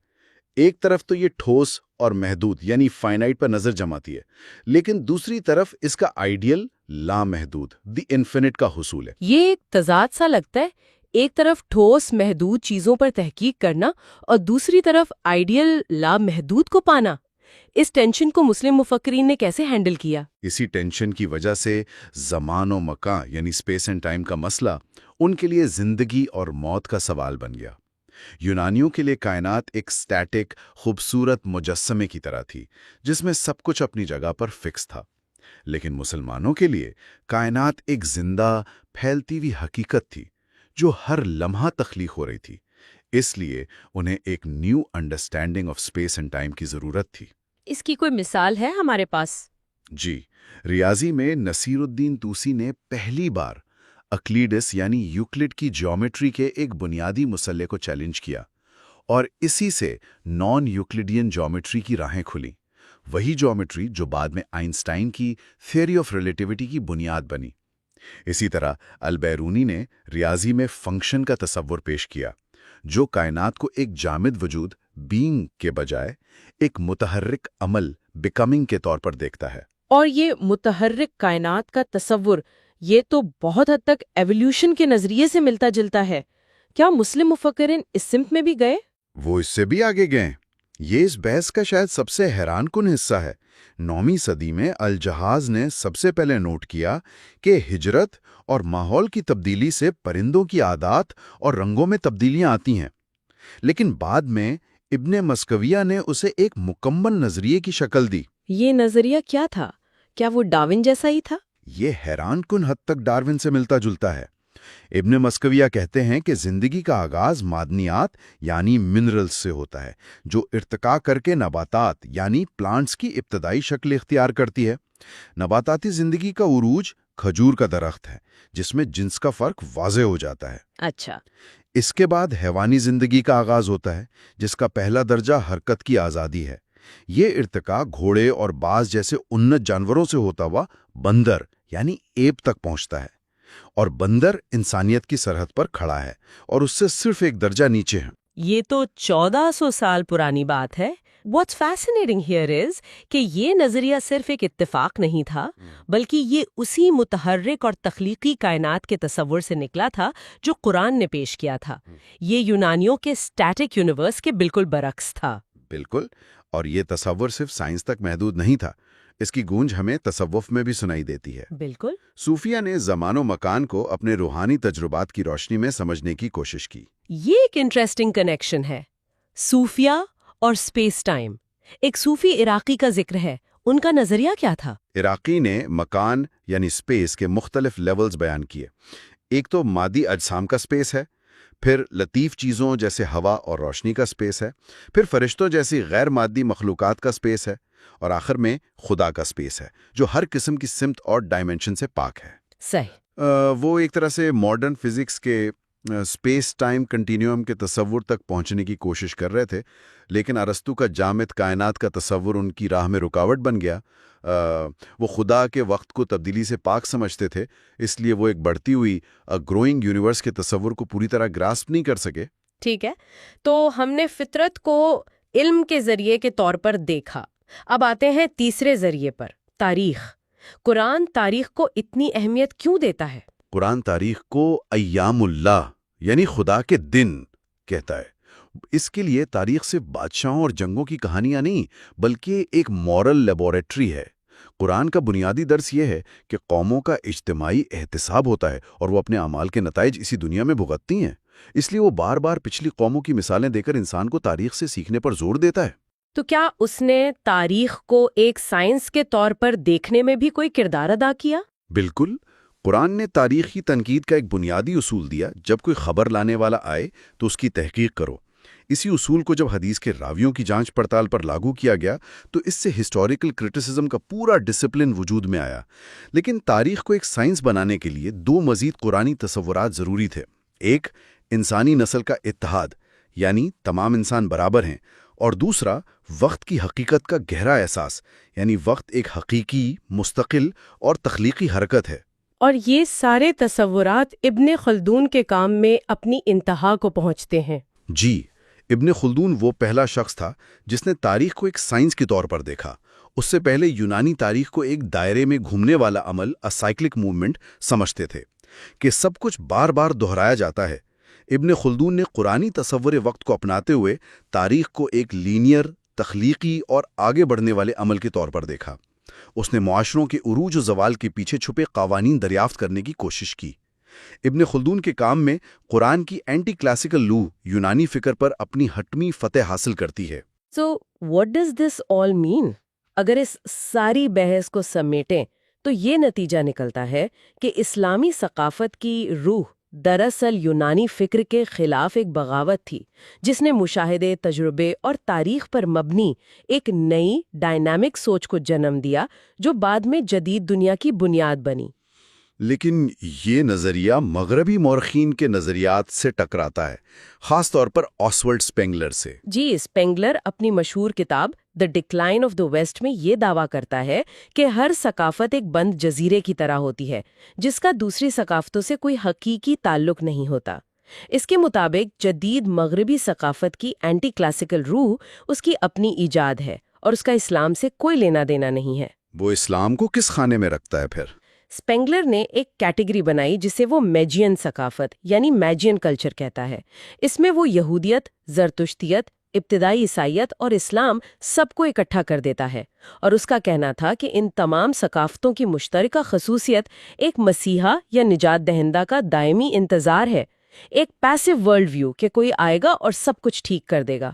اور اقبال کے نزدیک یہ اسلام کی مکمل غلط تشریح ہے۔ کمپلیٹ مس ریڈنگ۔ اقبال کہتے ہیں کہ اسپینگلر اسلام کی روح کو سمجھ ہی نہیں سکا۔ وہ ختم نبوت کے تصور کی انقلابی اہمیت کو دیکھنے میں ناکام رہا۔ یہ تصور دراصل اسی میجن انتظار کی کیفیت کا ایک سائیکولوجیکل کیور ہے، ایک نفسیاتی علاج ہے۔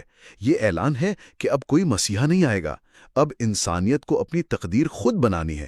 یہ مافوق الفطرت اتھارٹی کے دعووں کا دروازہ ہمیشہ کے لیے بند کر دیتا ہے۔ تو ابن خلدون کا کام اسی ایکٹیو اینٹی میجین روح کا ثبوت ہے۔ If we connect this to the bigger picture, ابن خلدون نے تاریخ کو انتظار گاہ نہیں بلکہ انسانی عمل کا میدان سمجھا۔ اس نے اپنی تاریخ کی کتاب کے مقدمے میں ان تمام میجن روایات پر سخت تنقید کی جو کسی آنے والے کا انتظار کر رہی تھی۔ اقبال کے خیال میں ابن خلدون نے اپنی سائنسی تاریخ نویسی کے ذریعے اس میجن نظریے کی بنیادوں کو ہمیشہ کے لیے ختم کر دیا اور اسلام کی حقیقی، فعال اور اینٹی کلاسیکل روح کو دنیا کے سامنے پیش کیا۔ علامہ اقبال کے چھٹے خطبے the principle of movement in the structure of Islam, یعنی اسلام کی ساخت میں حرکت کا اصول، کی گہرائی میں جا کے اسی سوال کا جواب تلاش کریں گے۔ اقبال کے نزدیک وہ کون سا اصول ہے جو ان زنجیروں کو توڑ سکتا ہے؟ اور اقبال اس بحث کا آغاز ایک بہت بنیادی نقطے سے کرتے ہیں۔ وہ کہتے ہیں کہ اسلام بطور ایک ثقافتی تحریک کائنات کو دیکھنے کے پرانے، جامد یا سٹیٹک نظریے کو رد کرتا ہے۔ قدیم یونانی فلسفے کا اثر یہ تھا کہ کائنات ایک مکمل اور بنی بنائی چیز ہے جس میں کوئی تبدیلی نہیں آ سکتی۔ اسلام نے آ کر کہا، نہیں، کائنات ایک متحرک، پھیلتی ہوئی حقیقت ہے، یہ کانسٹنٹلی ایوالو ہو رہی ہے۔ یعنی سوچ کے لیول پر ہی اسلام ایک ڈائنامک ورلڈ ویو پیش کر رہا ہے، لیکن اس کا سماجی ڈھانچے سے کیا تعلق بنتا ہے؟ تعلق یہ بنتا ہے کہ اسلام انسانی اتحاد کی بنیاد بھی بدل دیتا ہے۔ پرانی دنیا میں اتحاد کی بنیاد خون، نسل اور قبیلہ تھی۔ اقبال کہتے ہیں کہ خونی رشتہ انسان کو زمین کے ایک ٹکڑے سے باندھ دیتا ہے۔ اس کے برعکس اسلام کہتا ہے کہ تمام انسانوں کی اصل روحانی ہے۔ جب آپ یہ مان لیتے ہیں کہ ہم سب کی بنیاد ایک روحانی حقیقت ہے تو پھر نسل، رنگ اور جغرافیہ کی تقسیم بے معنی ہو جاتی ہے۔ یہ تو ایک بہت بڑا پیراڈائم شفٹ ہے، اور اقبال اس کو تاریخی تناظر میں بھی دیکھتے ہیں کہ جب اسلام آیا تو دنیا کی حالت کیا تھی۔ بالکل، وہ ایک مورخ کو کوٹ کرتے ہوئے منظر یوں کھینچتی ہیں کہ 7ویں صدی میں 4000 سال پرانی تہذیب بکھر رہی تھی۔ رومن ایمپائر ٹوٹ چکی تھی، قانون اور نظام ختم ہو چکا تھا، اور خود عیسائیت جو اتحاد کا پیغام لے کر آئی تھی وہ فرقہ وارانہ جھگڑوں کی وجہ سے تقسیم اور تباہی کا باعث بن رہی تھی۔ اور ایسے میں اسلام کا ظہور ہوتا ہے۔ جی، اور اقبال کے نزدیک یہ کوئی اتفاق نہیں تھا، یہ ایک طرح کی پروفیٹک ریویلیشن یا وحی تھی جہاں زندگی خود اپنی ضرورتوں کو محسوس کرتی ہے اور اپنی بقا کے لیے ایک نئی سمت متعین کرتی ہے۔ اور اس نئی ثقافت نے انسانی اتحاد کی بنیاد توحید کے اصول پر رکھی۔ اچھا، تو یہاں سے توحید کا تعلق ریاست اور سیاست سے جڑتا ہے۔ اقبال کا کہنا ہے کہ اسلام کا سیاسی نظام اسی توحید کے اصول کو عملی جامہ پہنانے کی کوشش ہے۔ یہ بادشاہوں کی نہیں بلکہ خدا کی وفاداری کا مطالبہ کرتا ہے۔ اور یہاں ایک بہت دلچسپ نقطہ ہے۔ اقبال کہتے ہیں کہ چونکہ خدا تمام زندگی کی حتمی روحانی بنیاد ہے، اس لیے خدا سے وفاداری دراصل انسان کی اپنی بہترین فطرت سے وفاداری ہے، یعنی یہ کوئی بیرونی جبر نہیں بلکہ اپنی ذات کی تکمیل ہے۔ لیکن یہیں پر وہ بنیادی کشمکش بھی سامنے آتی ہے جس پر یہ پورا خطبہ مبنی ہے: استحکام اور تبدیلی، پرماننس اینڈ چینج۔ اگر ایک طرف دائمی اصول ہیں اور دوسری طرف بدلتی ہوئی دنیا، تو اس توازن کو قائم رکھنے کے لیے اسلام کے قانونی ڈھانچے میں کوئی ریلیز والو یا لچک کا نظام موجود ہے؟ یہی اقبال کا مرکزی نقطہ ہے۔ وہ کہتی ہیں کہ یہ ریلیز والو بالکل موجود ہے اور اس کا نام ہے اجتہاد۔ اجتہاد، یہ لفظ ہم بہت سنتے ہیں لیکن اکثر اس کا مطلب واضح نہیں ہوتا۔ اقبال اس کی تعریف کیسے کرتے ہیں؟ لغوی طور پر تو اجتہاد کا مطلب ہے بھرپور کوشش کرنا، لیکن اسلامی قانون کی اصطلاح میں اس کا مطلب ہے کسی قانونی مسئلے پر جس کا واضح حکم قرآن و سنت میں نہ ہو، اپنی پوری علمی صلاحیت استعمال کر کے ایک رائے قائم کرنا۔ اقبال اس کی بنیاد قرآن کی آیت اور جو لوگ ہماری راہ میں کوشش کرتے ہیں ہم انہیں ضرور اپنے راستے دکھاتے ہیں سے فراہم کرتی ہیں۔ اور وہ حضرت معاذ بن جبل رضی اللہ عنہ والی مشہور حدیث کا بھی حوالہ دیتے ہیں، جس میں نبی اکرم صلی اللہ علیہ وسلم نے ان سے پوچھا تھا کہ یمن میں فیصلے کیسے کرو گے؟ تو انہوں نے جواب دیا تھا کہ پہلے قرآن سے، پھر سنت سے، اور اگر دونوں میں رہنمائی نہ ملے تو پھر میں اپنی رائے سے اجتہاد کروں گا۔ یہ سن کر آپ صلی اللہ علیہ وسلم بہت خوش ہوئے تھے۔ جی، اور اقبال کہتے ہیں کہ اجتہاد کے کئی درجات ہیں۔ ایک ہے مکمل اجتہاد جو قانون سازی کا مکمل اختیار دیتا ہے، اور یہ صرف بڑے مکاتب فکر کے بانیوں نے استعمال کیا۔ پھر اس کے نیچے مختلف درجات ہیں، لیکن اقبال کی دلچسپی اسی پہلے درجے کے مکمل اجتہاد سے ہے، کیونکہ معاشرے کی تعمیر نو کے لیے اسی کی ضرورت ہے۔ تو یہاں سب سے بڑا سوال پیدا ہوتا ہے، اگر اجتہاد اتنا ہی اہم اور بنیادی اصول تھا تو پھر عملی طور پر یہ دروازہ بند کیوں ہو گیا؟ اسلامی قانون میں پچھلی کئی صدیوں سے یہ جمود کیوں ہے؟ اقبال اس کی 3 بڑی وجوہات بتاتی ہیں اور یہ بہت اہم ہے۔ پہلی وجہ عباسی دور میں اٹھنے والی عقلیت پسند تحریک یعنی ریشنلسٹ موومنٹ تھی۔ یہ لوگ یونانی فلسفے سے بہت متاثر تھے اور مذہب کی ہر چیز کو خالص عقل کی کسوٹی پر پرکھنا چاہتے تھے۔ جیسے معتزلہ اور ان کا یہ نظریہ کہ قرآن مخلوق ہے، یعنی کریٹڈ ہے، قدیم یا اٹرنل نہیں۔ بالکل، یہ بحث بہت شدت اختیار کر گئی اور اس پر حکومتی سطح پر جبر بھی کیا گیا۔ قدامت پسند علماء جیسے امام احمد بن حنبل نے اس کو اسلام کی بنیادوں پر حملہ سمجھا۔ ان کے نزدیک اگر قرآن کو مخلوق مان لیا جائے تو اس کی حتمی اتھارٹی ختم ہو جاتی ہے۔ اس شدید فکری جنگ کے نتیجے میں قدامت پسند علماء نے معاشرتی استحکام کو بچانے کے لیے شریعت کی لفظی تشریح اور تقلید پر بہت زیادہ زور دینا شروع کر دیا۔ ٹھیک ہے، تو ایک وجہ تو بیرونی فکری حملوں کا خوف تھا جس نے علماء کو ایک دفاعی پوزیشن پر مجبور کر دیا، لیکن اقبال ایک اندرونی وجہ کی بھی نشاندہی کرتے ہیں جس کا تعلق روحانیت سے تھا۔ جی، اور یہ دوسری وجہ ہے زاہدانہ تصوف یا ایسیٹک صوفزم۔ اس نے ظاہر اور باطن کی تفریق پر اتنا زور دیا کہ دنیا اور اس کے معاملات کو ظاہر اور غیر اہم سمجھا جانے لگا، جبکہ اصل چیز باطن یا حقیقت تھی۔ ایک منٹ، زاہدانہ تصوف سے یہاں کیا مراد ہے؟ کیا ہم ان صوفیوں کی بات کر رہے ہیں جو دنیا اور اس کے معاملات جیسے قانون اور سیاست کو مکمل طور پر ترک کر کے صرف اپنی روحانی نجات پر توجہ دیتے تھے؟ بالکل، اور اقبال کا نقطہ یہ تھا کہ جب معاشرے کے سب سے ذہین اور قابل دماغ سیاست، قانون اور سماجی معاملات کو حقیر دنیاوی کام سمجھ کر اس سے لا تعلق ہو گئے تو یہ میدان فکری طور پر کمزور اور نااہل لوگوں کے لیے خالی رہ گیا، جس نے جمود کو مزید گہرا کر دیا۔ اسلام کا ایک مکمل سماجی نظام ہونے کا تصور ہی پس پش چلا گیا۔ اور تیسری وجہ تو ایک بہت بڑا تاریخی سانحہ تھا، 13ویں صدی میں بغداد کی تباہی۔ ہاں، منگولوں کے ہاتھوں بغداد کی تباہی ایک ناقابل تصور صدمہ تھا۔ یہ صرف ایک شہر کا خاتمہ نہیں تھا، یہ اسلامی تہذیب کے مرکز کی تباہی تھی۔ اس نے مسلمانوں میں ایک گہرا خوف پیدا کر دیا کہ اب ہم بکھر جائیں گے، ہمارا کچھ نہیں بچے گا۔ یہ تو بہت حیران کن بات ہے، یعنی بغداد کی تباہی کا صدمہ اتنا شدید تھا کہ اس نے مسلم علماء کو جدت اور تبدیلی کے خوف میں مبتلا کر دیا، اور انہوں نے سوچا کہ معاشرے کو بچانے کا واحد طریقہ یہ ہے کہ ہر چیز کو ویسا ہی منجمد کر دیا جائے جیسا وہ ہے۔ بالکل، اس خوف کے عالم میں انہوں نے اپنی پوری طاقت اس بات پر لگا دی کہ کسی بھی قسم کی نئی سوچ یا تبدیلی کو روکا جائے۔ ان کا مقصد معاشرتی نظم کو ہر قیمت پر برقرار رکھنا تھا۔ لیکن اقبال یہاں ایک سخت تنقید کرتی ہیں۔ وہ کہتی ہیں کہ یہ علماء یہ نہیں دیکھ سکے کہ کسی قوم کی تقدیر صرف تنظیم یا ڈسپلن سے نہیں بنتی، بلکہ قابل اور طاقتور افراد سے بنتی ہے۔ ماضی کی اندھی تقلید کسی قوم کے زوال کا علاج نہیں کر سکتی۔ ظاہر ہے کہ اس جمود کے خلاف کوئی رد عمل بھی تو آیا ہوگا۔ یقیناً آیا۔ اقبال سب سے بڑی مثال ابن تیمیہ کی دیتی ہیں، جو بغداد کی تباہی کے صرف 5 سال بعد پیدا ہوئے۔ انہوں نے چاروں مکاتب فکر کی حتمی حیثیت کو چیلنج کیا اور قرآن و سنت کی طرف براہ راست واپسی اور اجتہاد کی آزادی کا نعرہ بلند کیا۔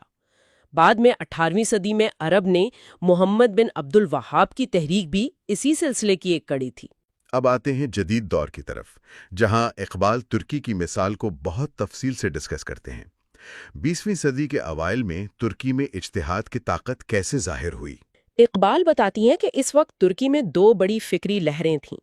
ایک نیشنلسٹ پارٹی جو مصطفیٰ کمال آتاترک کی سوچ کی عکاسی کرتی تھی۔ ان کے نزدیک ریاست سب سے اہم تھی، مذہب نہیں۔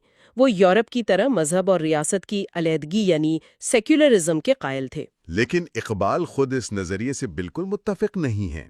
بالکل نہیں۔ اقبال کے نزدیک اسلام میں روحانی اور دنیاوی، سیکرڈ اور پروفین کی کوئی تفریق نہیں۔ وہ کہتی ہیں کہ ایک ہی حقیقت ہے، جسے ایک زاویے سے دیکھو تو وہ مذہب یا چرچ ہے، اور دوسرے زاویے سے دیکھو تو وہ ریاست ہے۔ پھر انہوں نے ایک بہت گہری بات کہی، مادہ زمان و مکان کے حوالے سے روح ہے۔ اس کا کیا مطلب ہوا؟ کیا وہ یہ کہہ رہے ہیں کہ دنیاوی اور روحانی چیزوں میں کوئی فرق ہی نہیں، کہ سیاست، قانون، معیشت یہ سب بھی روحانیت کا ہی ایک اظہار ہیں، اگر ان کی بنیاد توحید کے اصول پر ہو؟ بالکل یہی مطلب ہے۔ ان کے نزدیک ریاست کا مقصد ہی توحید کے سماجی اصولوں یعنی مساوات، یکجہتی اور آزادی کو عملی شکل دینا ہے۔ اس لیے اسلام میں چرچ اور ریاست کو الگ کرنا ممکن ہی نہیں، کیونکہ اسلام شروع سے ہی ایک سماجی اور سیاسی نظام کے طور پر آیا تھا۔ یہ عیسائیت کی طرح نہیں تھا، جو پہلے ایک خانقاہی نظام تھا اور صدیوں بعد ریاست نے اسے اپنایا۔ ٹھیک ہے، یہ تو نیشنلسٹ پارٹی کا نظریہ ہوا۔ دوسری پارٹی کون سی تھی؟ دوسری پارٹی مذہبی اصلاح کی پارٹی تھی، جس کے ایک بڑے مفکر سعد حلیم پاشا تھے۔ ان کا کہنا تھا کہ اسلام آفاقی ہے، اس پر کسی قوم کی چھاپ نہیں لگ سکتی۔ جیسے کوئی ترکی ریاضی یا جرمن فزکس نہیں ہوتی، ویسی کوئی ترکی یا عربی اسلام نہیں ہوتا۔ ان کا نقطہ یہ تھا کہ وقت کے ساتھ ساتھ اسلام کے اصل نظریات پر مقامی ثقافتوں اور توہمات کی تہ جم گئی ہے۔ ہمیں اس تہ کو ہٹا کر اسلام کی اصل روح، آزادی، مساوات، یکجہتی کو دوبارہ دریافت کرنے کی ضرورت ہے۔ یہاں یہ بات بہت دلچسپ ہے کہ دونوں پارٹیاں، چاہے ان کے راستے بالکل مختلف تھے، لیکن نتیجہ ایک ہی نکال رہی تھیں کہ ہمیں جدید دور کے تقاضوں کے مطابق اسلامی قانون کی تشکیل نو کے لیے اجتہاد کی آزادی چاہیے۔ اور اس کی سب سے بڑی عملی مثال خلافت کے ادارے پر ترکی کی گرینڈ نیشنل اسمبلی کا اجتہاد تھا۔ صدیوں سے سنی مسلمانوں کا یہ متفقہ عقیدہ تھا کہ ایک خلیفہ کا ہونا لازمی ہے۔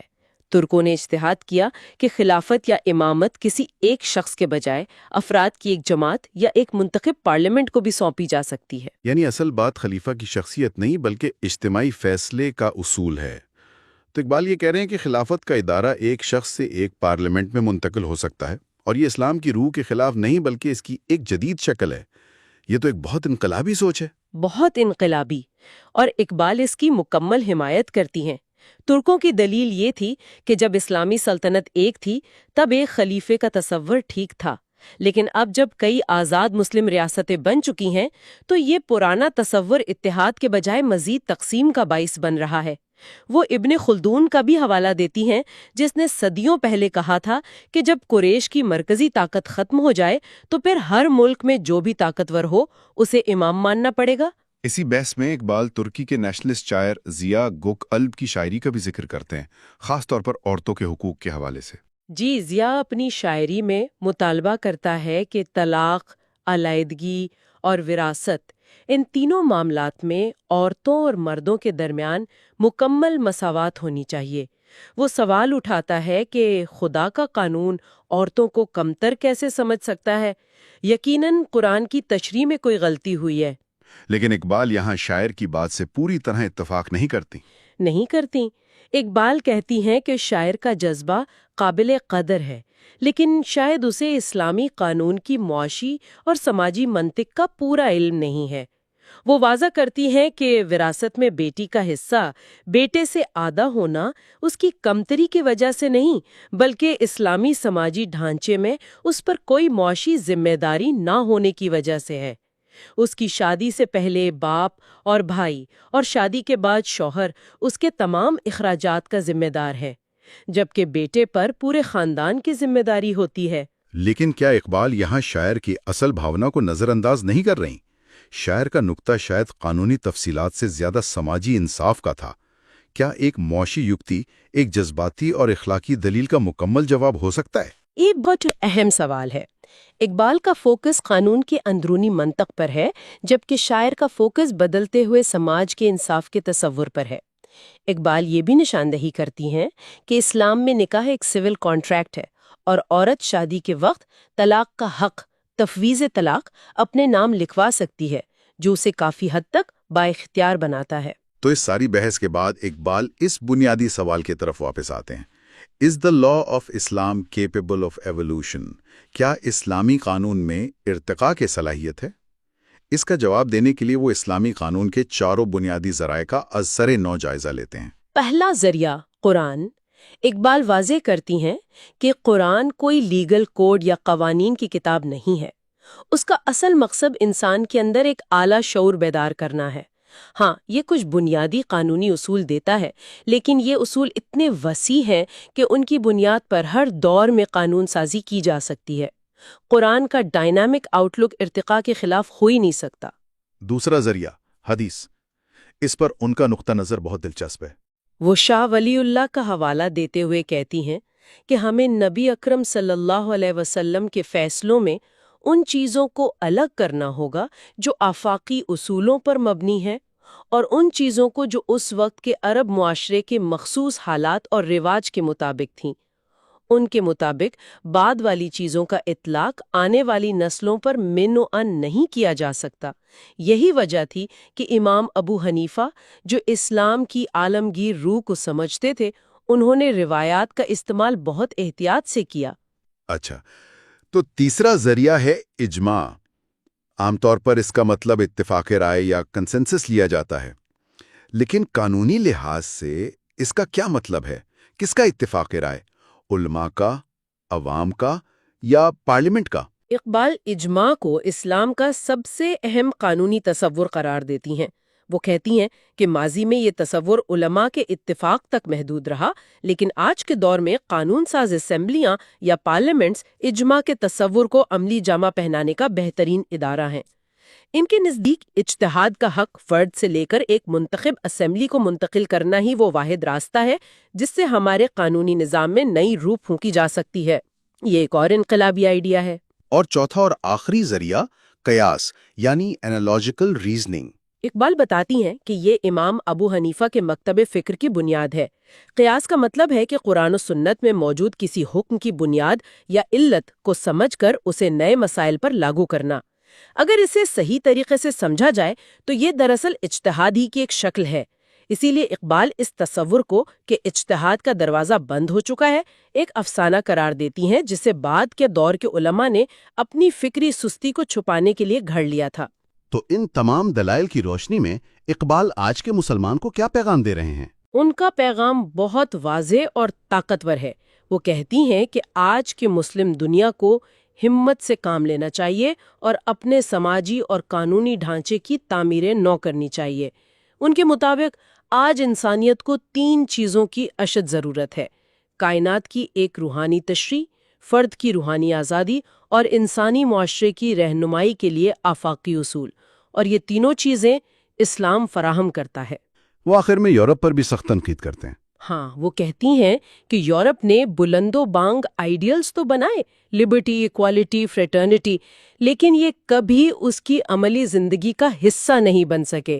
نتیجہ ایسی جمہوریتوں کی شکل میں نکلا جو بظاہر آزاد ہیں لیکن اندر سے غریبوں اور کمزوروں کا معاشی استحصال کرتی ہیں۔ وہ کہتی ہیں کہ آج یورپ انسان کی اخلاقی ترقی کی راہ میں سب سے بڑی رکاوٹ ہے۔ اور اس کے مقابلے میں اسلام کا ماڈل کیا ہے؟ اسلام ان آفاقی اصولوں کو وحی کے بنیاد پر حتمی مانتا ہے، اور چونکہ ختم نبوت کے بعد کوئی نئی وحی نہیں آنی، اس لیے اب انسان کو اپنی عقل اور تجربے کو استعمال کرتے ہوئے ان اصولوں کی روشنی میں اپنا راستہ خود بنانا ہے۔ اقبال کہتی ہیں کہ اس لحاظ سے مسلمانوں کو روحانی طور پر دنیا کی سب سے آزاد قوم ہونا چاہیے۔ اور یہی وہ آج کے مسلمان کو اس کی ذمہ داری یاد دلاتے ہیں۔ جی، وہ کہتی ہیں کہ آج کے مسلمان کو اپنی حیثیت کو سمجھنا ہوگا، ان حتمی اصولوں کی روشنی میں اپنی سماجی زندگی کی ازر نو تشکیل کرنی ہوگی، اور اسلام کے اس عظیم مقصد کو جو تاریخ میں اب تک صرف جزوی طور پر ظاہر ہوا ہے، ارتقاء کے اگلے مرحلے تک لے جانا ہوگا۔ Lecture 7 Is religion possible؟ بالکل، اور اقبال اس سوال کا جواب دینے کے لیے سب سے پہلے یہ واضح کرتے ہیں کہ وہ مذہب سے مراد کیا لے رہے ہیں۔ اچھا، وہ مذہبی زندگی کے ارتقاء کو 3 ادوار میں تقسیم کرتے ہیں۔ پہلا دور ہے فیتھ یعنی ایمان کا۔ فیتھ، جی، اس میں مذہب ایک ڈسپلن، ایک ضابطۂ حیات کے طور پر سامنے آتا ہے جسے بغیر کسی عقلی دلیل کے قبول کر لیا جاتا ہے۔ ایک منٹ، تو پہلے دور یعنی ایمان کو اقبال کچھ کمتر درجے پر رکھ رہے ہیں؟ کیا ان کے نزدیک بغیر سوچے سمجھے ماننے کی کوئی اہمیت نہیں، چاہے وہ معاشرے کو جوڑ کر ہی کیوں نہ رکھ رہا ہو؟ یہ بہت اچھا سوال ہے۔ اصل میں وہ اس کی معاشرتی اور سیاسی اہمیت کو تسلیم کرتے ہیں۔ وہ کہتے ہیں کہ تاریخ میں اس دور نے بڑے بڑے سماجی ڈھانچے کھڑے کیے ہیں، صحیح، لیکن ان کا جو پوائنٹ ہے وہ فرد کے اندرونی روحانی نشوونما کے بارے میں ہے۔ اس لحاظ سے ان کے نزدیک یہ صرف ایک ابتدائی مرحلہ ہے، منزل نہیں۔ ٹھیک ہے، یہ واضح ہوا۔ تو اس ابتدائی مرحلے کے بعد اگلا قدم کیا ہے؟ اگلا قدم ہے تھاٹ یعنی فکر و تعقل کا دور۔ تھاٹ؟ جی، اس دور میں کوشش یہ ہوتی ہے کہ جس ڈسپلن کو پہلے صرف مان لیا تھا اب اسے عقلی طور پر سمجھا جائے۔ مذہب کو ایک مکمل فلسفے کی شکل دی جائے، ایک ایسا لاجیکل سسٹم بنایا جائے جس میں کائنات کے سارے ٹکڑے بشمول خدا ایک دوسرے کے ساتھ ٹھیک ٹھیک فٹ ہو جائیں۔ اچھا، تو یہ تو مذہب کا فلسفیانہ دور ہوا، ایمان سے فکر تک کا سفر۔ لیکن اقبال یہاں بھی نہیں رکتے۔ تیسرا دور کون سا ہے؟ تیسرا اور آخری دور ہے ڈسکوری یعنی دریافت کا، اور یہاں آ کر جیسا کہ آپ نے پہلے کہا پوری گیم ہی بدل جاتی ہے۔ وہ کیسے؟ اس دور میں میٹا فزکس کی جگہ سائیکالوجی لے لیتی ہے۔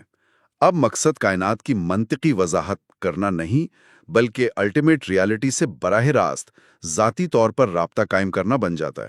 واہ! فرد قانون کی پابندی اس لیے نہیں کرتا کہ اسے حکم دیا گیا ہے، بلکہ وہ اپنے شعور کی گہرائیوں میں خود اس قانون کا سرچشمہ دریافت کر لیتا ہے۔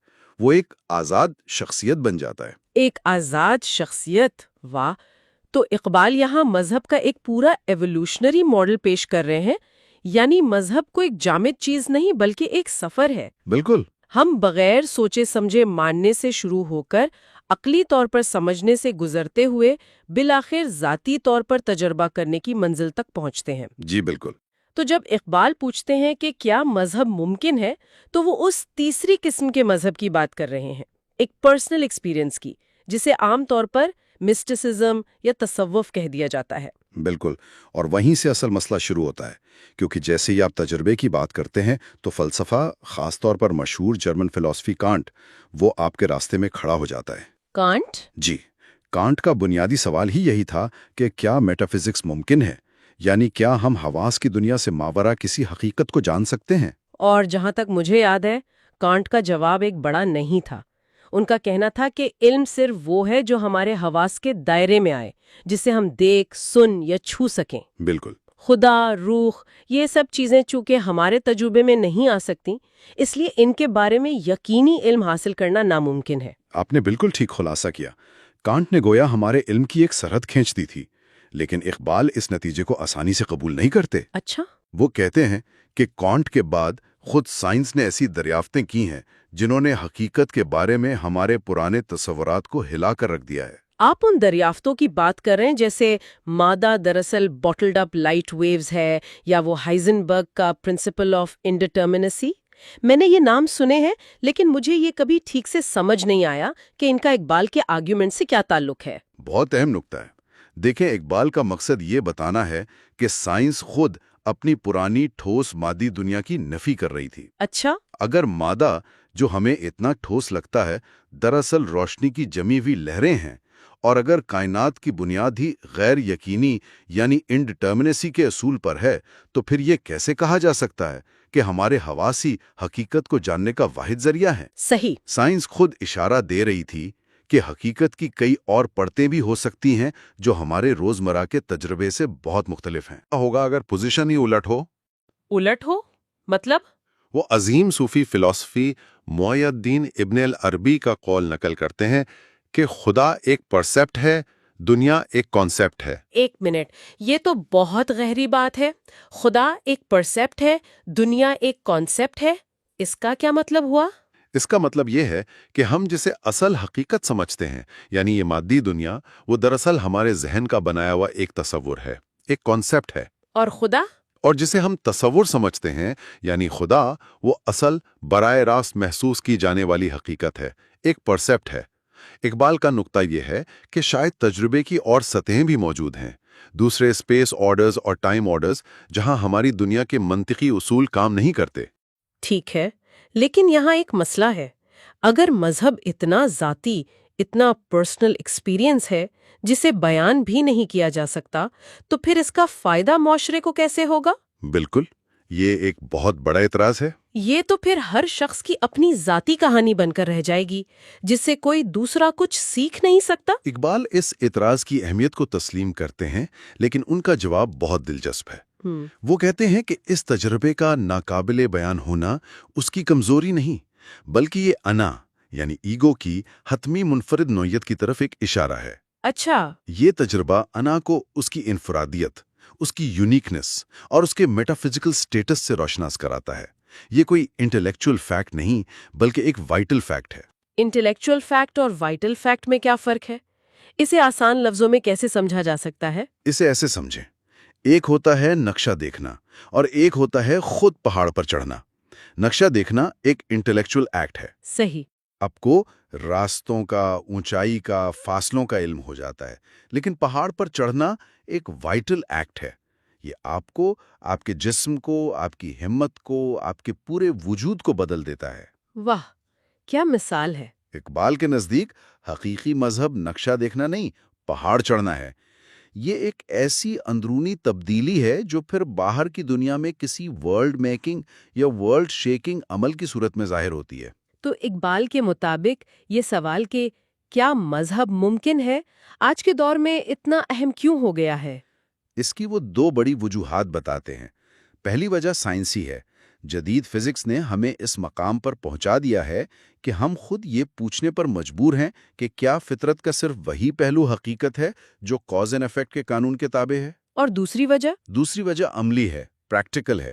جدید انسان نے فطرت پر بے مثال کنٹرول تو حاصل کر لیا ہے، لیکن اپنے مستقبل پر سے اس کا ایمان اٹھ گیا ہے۔ یہ کیسے؟ ارتقاء یعنی تھیوری آف ایولیوشن اسلامی دنیا میں آیا تو اس نے رومی جیسے شاعروں میں انسان کے مستقبل کے لیے زبردست جوش پیدا کیا۔ کہ انسان ترقی کر سکتا ہے؟ جی، کہ انسان ترقی کی لامحدود منزلیں طے کر سکتا ہے، جبکہ یورپ میں یہی نظریہ مایوسی کا باعث بنا کہ انسان بس حیوانوں کی ہی ایک ترقی یافتہ شکل ہے اور اس سے آگے کچھ نہیں۔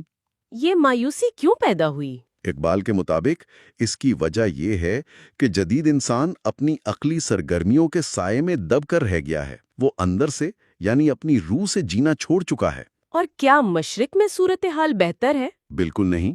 اقبال مشرق پر بھی کڑی تنقید کرتے ہیں۔ وہ کہتے ہیں کہ قرون وسطیٰ کی صوفیانہ تکنیک اب ناکام ہو چکی ہے۔ اس نے مسلمانوں کو روحانی غلامی اور جہالت پر مطمئن کر دیا ہے۔ تو اگر مغرب مادیت میں کھو گیا ہے اور مشرق روحانی جمود کا شکار ہے، تو انسان جائے تو کہاں جائے؟ اسی مایوسی میں جدید مسلمان توانائی کے نئے ذرائع تلاش کر رہا ہے، جیسے قوم پرستی، نیشنلزم اور وطن پرستی، پیٹریوٹزم۔ لیکن اقبال اس کے بھی خلاف ہے۔ جی، وہ نیچے کا حوالہ دیتے ہیں، جنہوں نے انہیں بیماری اور غیر عقلیت قرار دیا تھا۔ اقبال کے نزدیک نہ قرون وسطیٰ کے مسٹسزم، نہ قوم پرستی اور نہ ہی خدا کو نہ ماننے والا سوشلزم یعنی ایتھیسٹک سوشلزم مایوس انسانیت کا علاج کر سکتے ہیں۔ تو پھر علاج کیا ہے؟ ان کے مطابق جدید دنیا کو ایک بایولوجیکل رینیول کی ضرورت ہے، ایک حیاتیاتی تجدید کی، اور یہ صرف مذہب ہی فراہم کر سکتا ہے۔ لیکن کون سا مذہب؟ کیونکہ مذہب کے نام پر تو بہت کچھ ہو رہا ہے۔